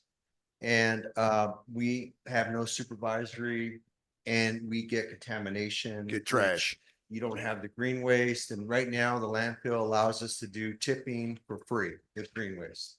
We get citizens that don't understand the process and they're gonna throw trash and that's gonna be a cost to Roadrunner or somebody. So Gotcha. I'd like, maybe some more days of cleanup Okay. and just focused on green waste. Where we could do like a wildland urban interface and we go out there for the citizens that can't, maybe pick up the trees. We have a wood chipper now. So this is exciting. We need to do this in our community, help one another, but we have to definitely watch out for the risk. Gotcha. So, but I wanted to wait till you vote. There's a couple of things that I wanted to bring up that you may not know about Roadrunner waste. And over the years, as you know, in working with the Bosque Advisory Commission, we've had volunteers picking up trash in the Bosque and putting it in their own vehicles. When I heard that, we had reached out to Roadrunner Waste years ago and they provided trash receptacles at all the Bosque entrances and they maintain that and they do a fabulous job. Every now and then there's, roll-off containers that are thrown into the clear ditch or whatever. And it's the Roadrunners drivers that go and fish them out of the stream, and just this past year, they provided portable potties for all of our construction sites, for all of our infrastructure and things that we're doing in Corrales, and for our standbys by the river. And one of the drivers actually stopped me and says, Chief, there's an accumulation of trash at the Alameda Gate and Siphon because of the increase of the traffic, that they were going to bring an extra roll-off to try to accommodate the litter and put a bigger roll-off at Alameda. So I just wanted to give kudos to Roadrunner because they're actually part of our, they're looking out for the best interest of the village. And I just didn't know if you guys knew that, but I wanted to express that. So thank you. Thank you. Thank you very much. And also with this new agreement, they are donating the cost of dumping the glass recycling. So all this time, the village has been paying a fee for them to dump that. And as part of this new agreement, they have agreed to donate that cost to the village as well. Yes, sir. Councilor Burkett, earlier mentioned the separating or bagging of the recycling, and I mentioned it's contamination. I will say this, it doesn't just go into the residual or the trash pile. It'll get ripped open, but you increase contamination with the ripped bags into the recyclable. So if you've been doing it for 45 years, rest assured, it's been getting processed and recycled and going out to the market. It's been getting taken care of. Just have a quick question. I did a Counselor. tour of Friedman's Recycling. Yes, Are you, and I know they changed names. Are you still using them as your primary recycling I'm the facility? district manager of that facility. So if you guys ever want to go, let me know. We'll do a tour. Absolutely. It's amazing. It's an amazing facility, 90,000 square foot. We do about 4,200 tons to 5,000 tons of processing recycling. Albuquerque, Los Alamos, Durango, Corrales, Rio Rancho. So all the communities bring their recyclables to us currently. Amazing place. Still have all that cardboard sitting out when you go to China? Can't get rid of it? No, it doesn't go to China. Most of ours, we're proud to say, is domestic. Over 90%. We work with a broker that makes sure that we keep it domestic, and it doesn't go somewhere else and we don't know what happens to it. Absolutely. Thank you. Thank you very much. Thank you. Thank you very much. Appreciate it. You see what Okay. doing? They're sitting with those trash. So now we're going to move on to defeasance. Okay, consideration action and approval of resolution 2429 authorizing partial defeasance of the village's outstanding general obligation bond series 2018, authorizing execution of an escrow agreement and other matters related thereto. So I need a motion to approve this resolution. So moved. I need a second. Second. So we have a motion and a second. Is there any further discussion? You guys understand defeasance? Yes, sir. The only other thing I wanted to mention was I think exhibit B was missing in the packet, and I was talking to Melanie about this. Apparently it is something that will be added later by a third party. Oh, yeah, And so consequently, what I wanted to bring wanna up say- was you want to say something about that? Okay. that exhibit B, even though it said, see attachment, there was no attachment. So I just want to make sure that, when they do this again, it says to be determined by a third party, brought by council approval or whatever, the language you want to There do. you go. He said, when you do it again, see there, he's already given you the job. Yeah. Okay. Could you explain who the third party is? Yes, Okay. so mayor, councilors, that part is the verification agent, and we could have gone ahead and got the verification report. That does incur a cost to the village. We then run the risk that the defeasance wouldn't get approved by the council tonight, and the village has then incurred a cost for that verification. Okay. So then we get in a pickle of how do we pay for that bill if the defeasance wasn't approved by the council? And so that's why we run at Stiefel our own verification report. Some of those numbers show up in the packet that I gave you. And then our full analysis, I think, is about 15 pages. We work closely with Melanie and Raina to verify the cash position that the village does have and make sure that the funds are sufficient to cover the remaining amount of the bonds. Thank you. But we'll clarify next time. Okay, thank you. Thank you very much. Thank you. Stuart, how do you vote? Yes. Counselor Knight, Yes. Counselor Woolman. Yes. Counselor Miera, Yes, sir. Counselor Burkett, Yes. Counselor Alsobrook. Yes. All right, let's move on to consideration action approval of resolution 2429 30, directing publication of notice of hearing of ordinance 24-09 regarding businesses. This has to do with the fire inspections. There are a lot of things we're changing in this ordinance, but it came to council a couple of times before we brought it to you here as a publish and post. So I think we worked through most of the questions, but if council has anything specific, Okay. let me know. So, Councilor Murray. Hasselbrook. Yeah, so on page 68 of 258, it is, I think, line 82.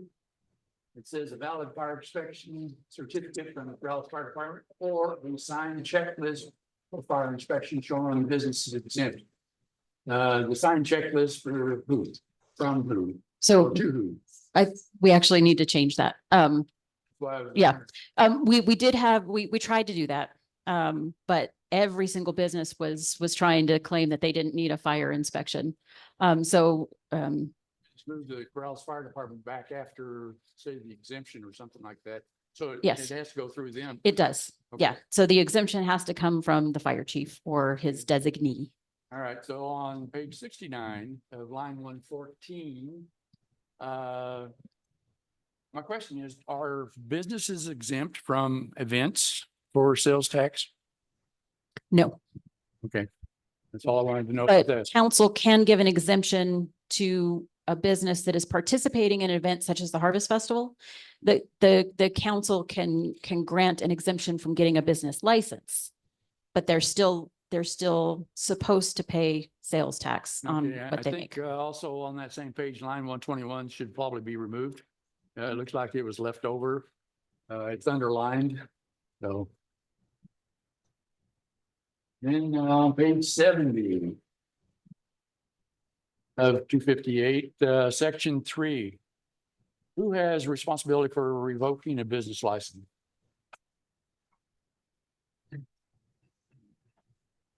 That is a good question.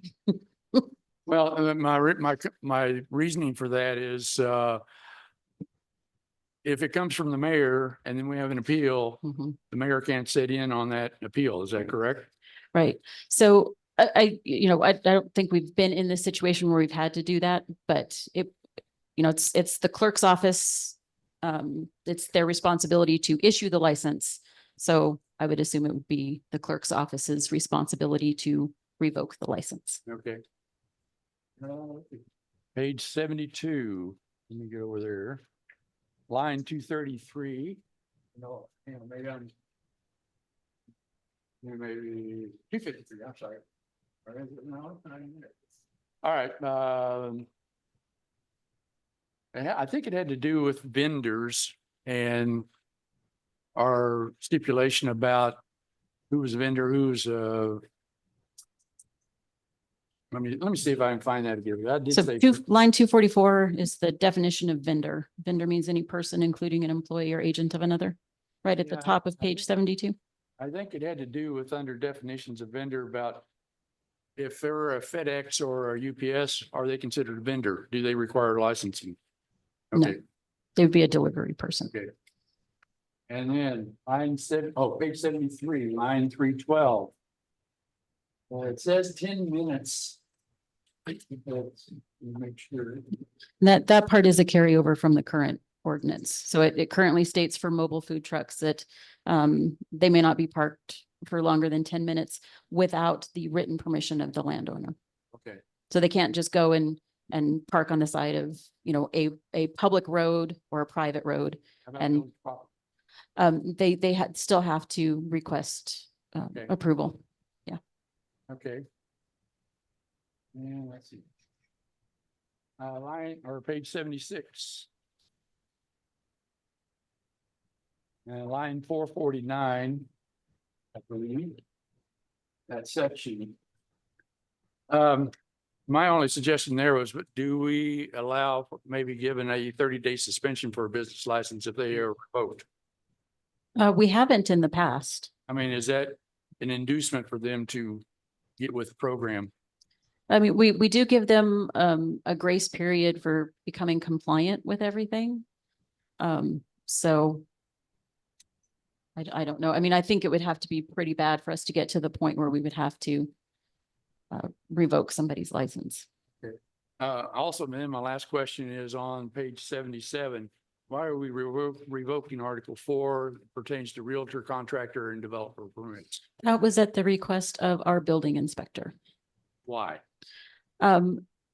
He came to me, it was kind of the same thing as some of the other permits where they hadn't been issued in times when we hadn't had a building inspector.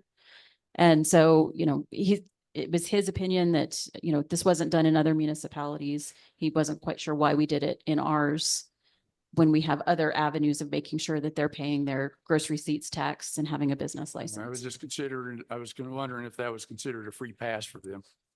I don't think so, because they still have to have a business license. They still have to follow, you know, all of our rules and regulations. And, Okay, thank you. Thank you. I think that was originally done for real estate and for contractors to put a little sign out with your GRT number on there, because it wasn't being done way back when Phil Gastar was mayor. And it was something that they had done over in Los Ranchos. And since that time, people have become more compliant, you know, with doing the appropriate thing about where the GRT goes and who collects it. Okay, thank you. we do have Zoom questions as well. Okay, Counselor Woolman first. Yes, thank you, Mayor. Just a couple of things, on page 68, line 95, it starts out as village and then says city council. There are a couple of different instances, in, the body of, in here where it mentions city rather than village. Yeah, just a minor thing. But line 96, fee set as appropriate. Are we in the position of setting different fees for different sized businesses? Nope. Okay, so in other words, a home-based business that has no clients coming to their home pays one fee, but a restaurant that is constantly busy and still has the same fee. Yeah, no, that's set by state statute. Sorry? That's set by state statute. Oh, really? Yeah. Really? Okay. So we can charge up to the $35, but yeah. Okay. Okay. And one last thing, if I could, line 114. Could we change the word church to exempt religious organizations? We can do that. I don't know. Well, you don't have synagogues, you don't have Buddhist temples. I mean, I think if you. I think that's a good question for rather Ken. than calling just a church.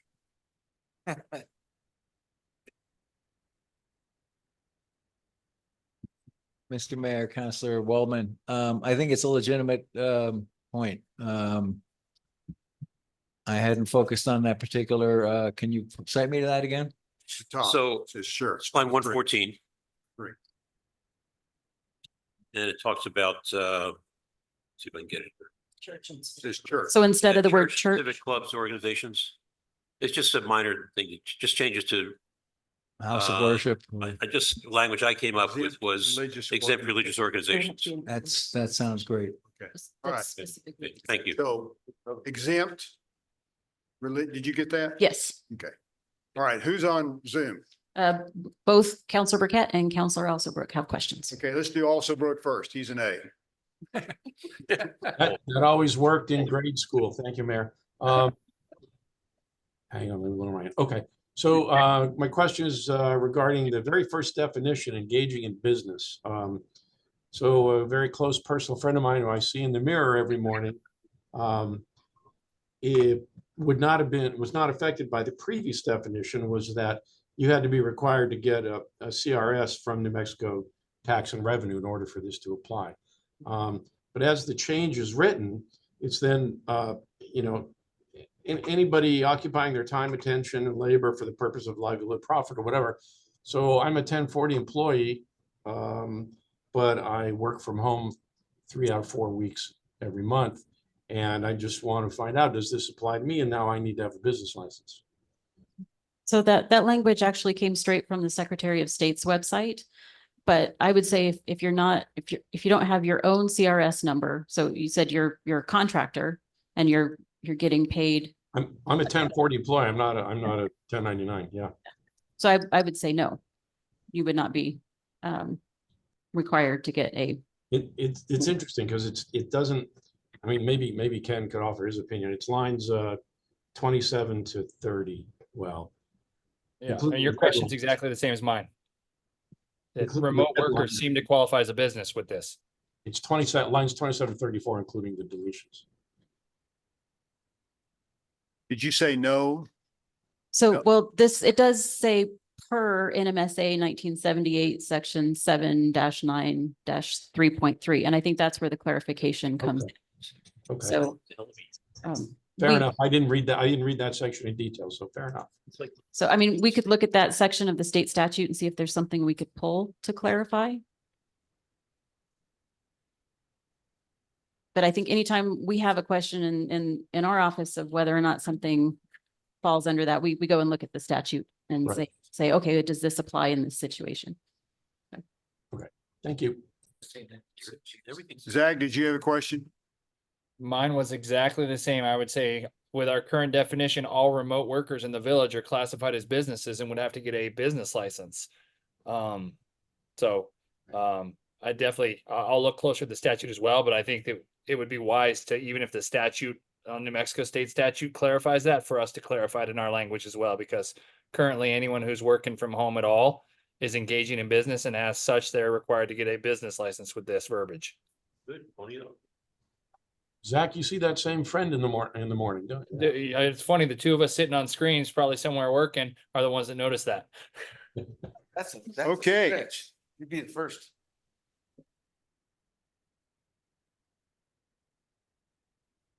Okay, is that horse dead now? How do you guys feel about voting on this publish and post? Regarding businesses? Does it get us closer to the end? I like it. Counselor Murray? Yes. Counselor Knight? Yes. Oh, wait, Counselor- did we actually get a motion on? Yes, we did. Who moved? Well, it was down here. I seconded. I think you seconded it. I think what Bill, Sure. You did Yeah. the deed. He did the deed right here. I remember him. Sure. okay, so Most never government work. we've had two votes. Bill Woolman, Council Woolman, how do you Aye. vote? Counselor Mira, Yes, sir. Counselor Burkett, Yes. and Counselor Alsobrook. Aye. So we are going to publish and post 24-30. Okay, consideration action approval of resolution 24-31, directing publication of a notice of hearing for ordinance 2410, implementing an employee relations ordinance for the village of Corrales, enacting rules for hiring, promotion, discharge, general regulation of village employees, and repealing and replacing chapter 28 personnel policy and all amendments there too. I So move this we is the new personnel policy that's going to be changed. I move we approve. Okay. Do I have a second? Second. This is a publish and post. You have ample opportunity to read through it and we'll change it if we need to, but this has taken a long time to do. Yeah. Yes, sir. I just, at one point. if I Okay, could- well, let's, Okay, okay. So I have a motion to approve and a second. Now you can go ahead and speak. page 232. Pay equal or exceed federal minimum wage. Well, the federal minimum wage is currently $7.50 an hour. The state minimum, I think, is $12 an hour. I would suggest change, that could read perhaps something like meet or exceed federal or state minimum wage, whichever is higher. Did you say page 232? Is it not? We're on page like 80 and stuff. Yeah. No, 232. I mean, Okay, I got it. 24. 30. toward the end of the, I think for this point, state minimum wage will always be higher because it has to be at least the federal. So you could probably just change it to state and meet both qualifications. well, I mean, they've been debating in Congress about changing See what to he's saying? $15 an hour. So it would exceed the state. So this is, let's see, 232. Actually, Fiscal policy statements. 139, I think, line number 502, Fair Labor Standard Daily Act. So that's standards for determining if somebody is an exempt employee or not, and that comes straight from federal statute. So I don't think it's the one on 139. In any event, wherever wherever it is. Overtime. Any non-exempt employee who is authorized and required to work, blah, blah, blah. At 1.5 times the employee's hourly rate unless otherwise specified in the Fair Labor Act and the New Mexico Minimum Wage Act. There's also, Want that I one? think on page 232, number 9 is policy of the village of Corrales to Oh. establish pay rates which equal or surpass the federal minimum. So you want to change that to state minimum wage? Whichever's higher. So, Where did I see that? federal or state, whichever is higher.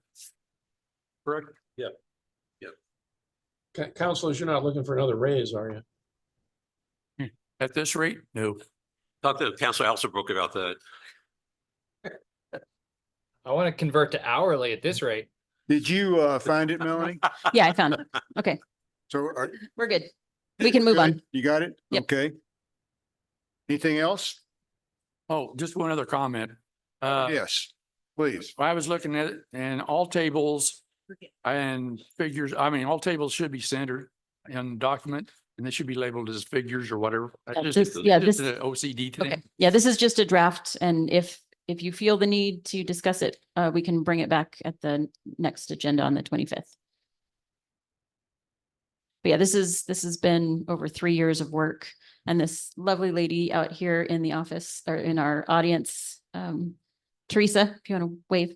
Teresa's down there She taking is notes. responsible for finishing it off for us, so. No, this basically is just a word for word translation into a separate document from the website. Is that correct? Other than the headers and numbers? No. This is a full rewritten, everything that was in the original chapter 28, it's covered in here, but there's a lot of stuff that we didn't have, such as, domestic violence leave. We didn't have anything about FMLA in our policy. So this brings everything up to current code or current standards and covers everything. So yeah, gender equality, it's. Okay, thank you. Mayor, Yes. members of the council. My name's Teresa Sandoval, and she's correct. Melanie's correct. This has been a work in progress. I came in around January to start working on this, but prior to that, we had Randy and Corey from our office who had been working on this for quite a bit. What the goal was when we looked at this was trying to make sure that we had all of the information from the existing ordinance that was correct, but also that this reflected a document that actually had the practice for managers and what they were doing, department heads, supervisors, making sure that this is something they can use. And my understanding is that there had not been a change to the policy since the 1990s. There were a lot of changes that occurred since then. We've tried to really keep existing language, but we had to change a lot. We had to add things. One of the big changes was the harassment policy, because what happened is, if you remember that time period with the Me Too, we had to make a lot of changes. There were some changes that were required by EEOC, so that there's a really extensive reporting process and a lot of requirements for supervisors, department managers, and also appointed officials to report. And what the process does now, it's streamlined where employees have more avenues for reporting. It's a broader definition of harassment. It's not just, but it's also other protected classes besides sex. There's gender identity, there's age. There's even spousal affiliation, there ADA issues.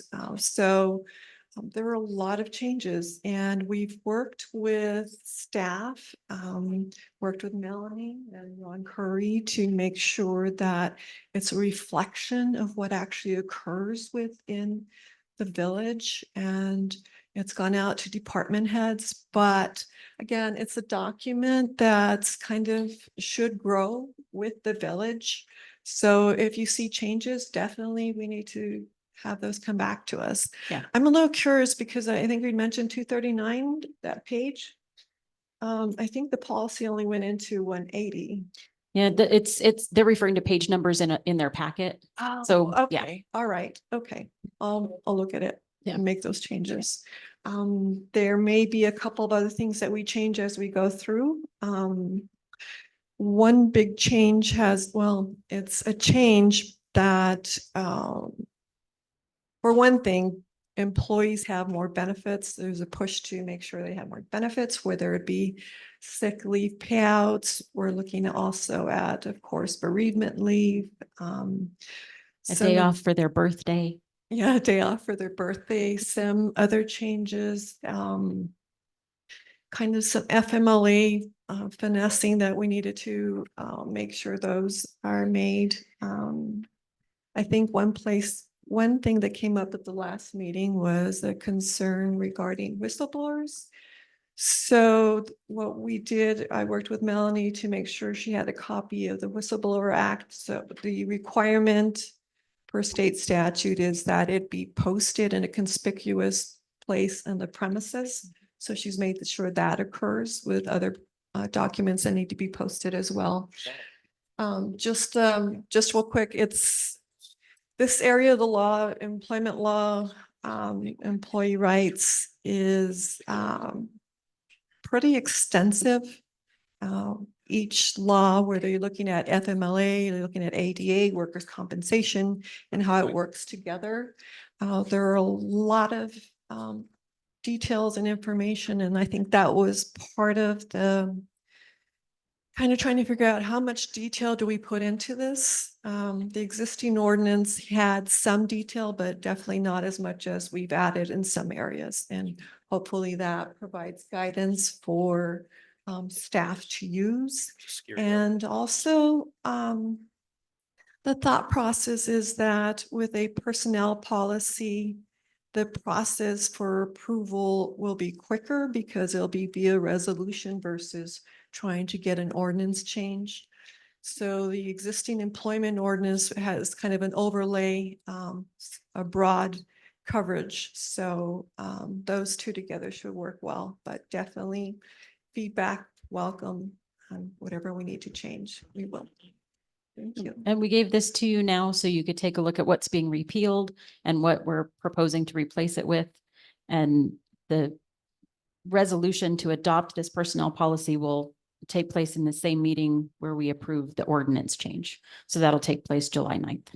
But the ordinance is going to go away, correct? Well, it's being replaced with language that says we are adopting a merit ordinance. Right.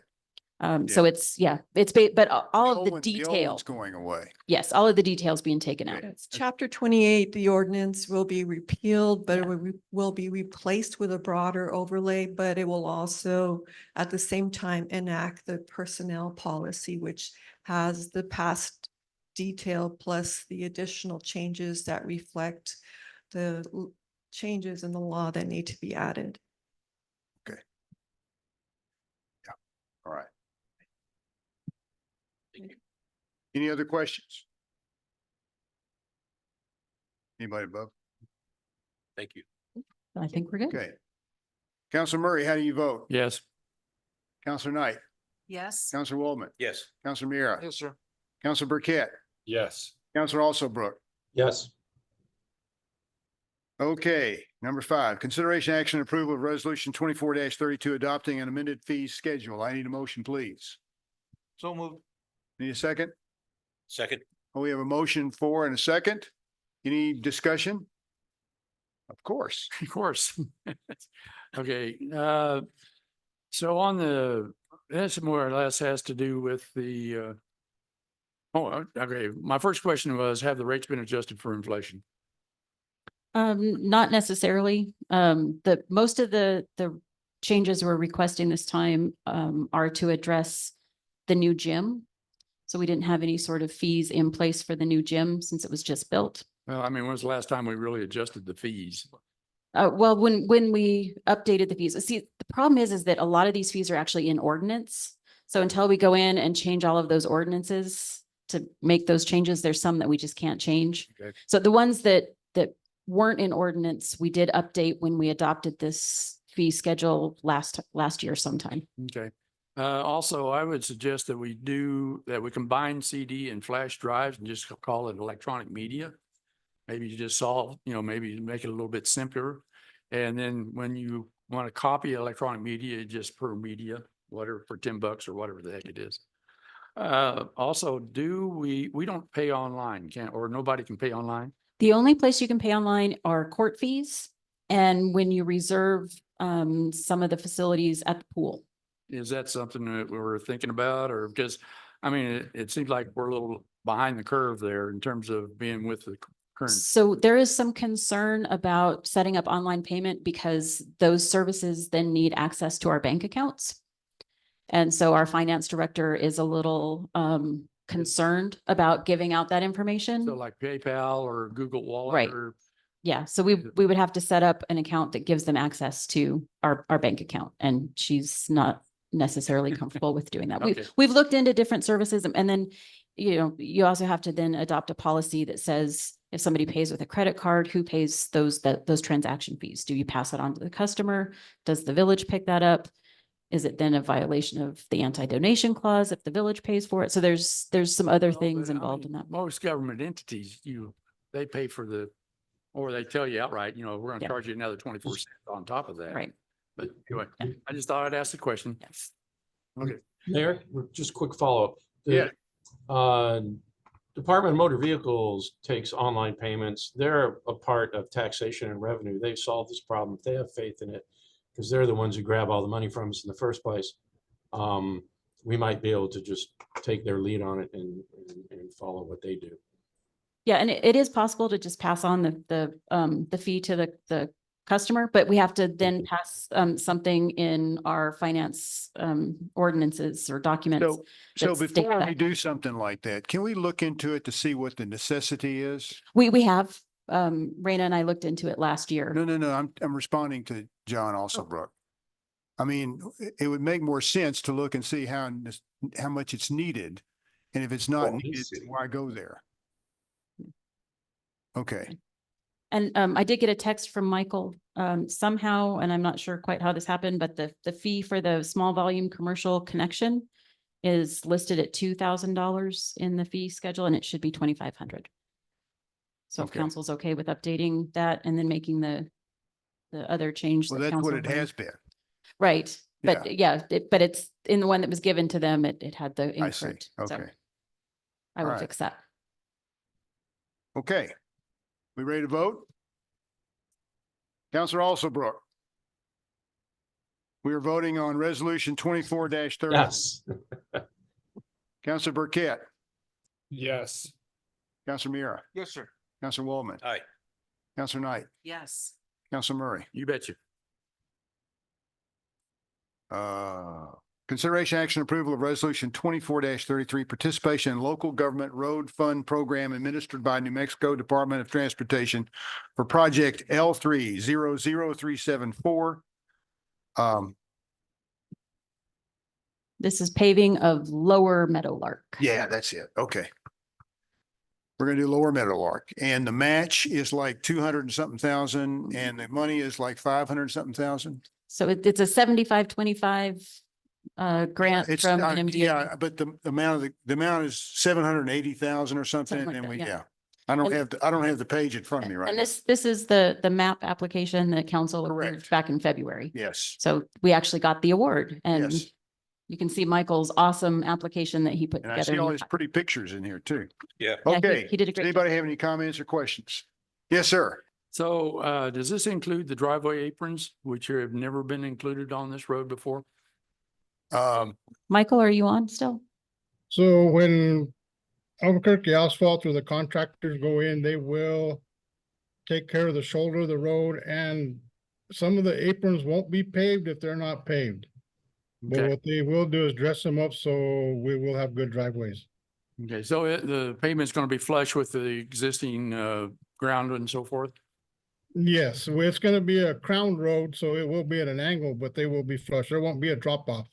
Okay, so are we also taking care of the bar ditches at the time? Or are we cleaning them out and bringing them up to ordinance, or are we just gonna just pave the road? There is no bar ditches on Metal Arc. All we have is the irrigation ditch. Well, that's, I mean, yeah, the road is so old, but I mean, are we meeting our ordinances by our road design standards by this project? Are we putting in a pathway? Well, Yes, That's, we're putting in a pathway and the irrigation ditches are private property.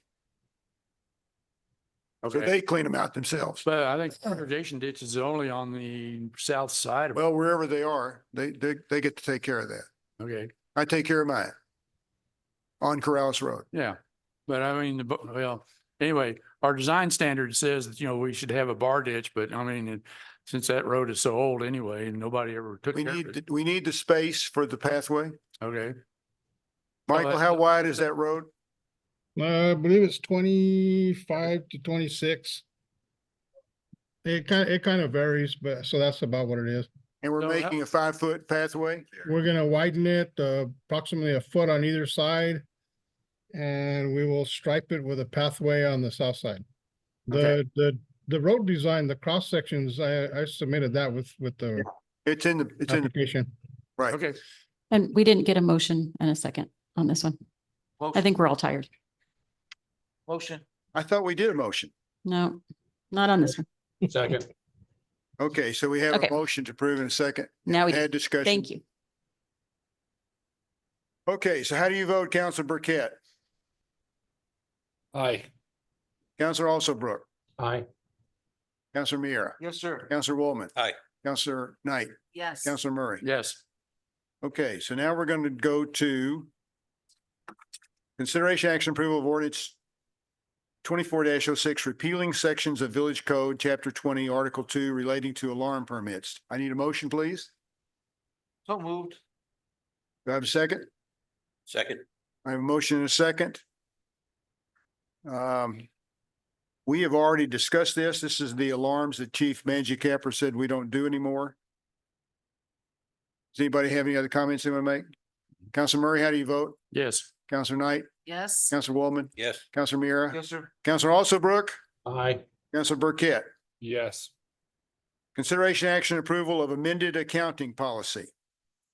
This is basically increasing the cash on hand for the pool and Parks and Rec, basically, because they need money to change. Yep. And also, yeah, it's that increasing their, It's like $500. from 300 to 500 so that they don't have to go to the bank on the weekend. Yeah. When they have people, and then increasing a one-time payout from petty cash to $75 up from 50. Okay. Any other questions? So moved. Okay. No, you Second. made the motion we're talking about. Did on it. okay. The question I have is, why do we have two amounts for petty cash, one for everybody and one for Parks and Rec? Why not combine them into one and just make it $500? Raina didn't want everybody else to have $500. Well, but No, you can only put- honestly, the other departments are good with $300. And so we don't want to have more cash on hand than what we need to have access to. So Well, 300 is good for all the other departments, but it's not good for Parks and All Rec right, now with well, the that gets to gym. be the question. How much do you actually have at the receptionist? 300 or 500? 300. But Parks and Rec can say, give me another 200? So we have 300 at Bridget's desk. Okay, We have, I think the court has 200 and then Parks and Rec has 300. So overall, petty cash is much larger than just that one number. okay, that's what I was confused Yeah. about. And that's why they're different And numbers. then I was also confused about who's the custodian of the petty cash? Is it Raina, or is it everybody who has money on hand? It's the clerk that's in charge of that desk. So in the admin office, it's Bridget. At the court, it's the court administrator, Christina, and at Parks and Rec, it's either Lynn Well, I'm or, not sure it's identified as much in the manual as to who and where these amounts are kept and who has control over them. So maybe we need to look at that. we can do that. All right. As I was also going to raise the disbursement out to $100 because $75 don't give you a whole lot. But that's not, that was just a recommendation. Anyway, that's all I have. I think this was Lynn's request. It was. Yeah. Well, and I'm online. You guys want to talk to me about it? You on, Lynn? I'm on. Okay, what do you want to say? So we have 63 people show up for pickleball yesterday. I have for a weekend count, I have, you guys don't even understand, I guess what I deal with on a weekend with the pool, but we have 200 people every day. Everybody brings $20 bills, and I would like to have some ones and fives to Get it? be able to. Hey, keep Lynn, people thank you. off. I appreciate that. It's like a yard sale. Okay. Covered. How do you vote, Council Murray? Yes. Councilor Knight? Yes. Councilor Woolman? Aye. Councilor Mira? It's $100 more than you had before. Yes, sir. Councilor Alsobrook? You bet. Councilor Knight? Excuse me, I already got Councilor Knight. Councilor Burkett? Yep. Okay. All right, so future agenda items. Tomorrow night, 5:30, Gonna be packed. Corrales Siphon update. Now, we're gonna do Zoom also, aren't we? We sure are. Okay. I will be here. Then we'll do the work study that Councilor Waldman was talking about earlier. We talked to Amy Bell Mayor. about what she has done. Mayor, can I just go back to number one for a minute?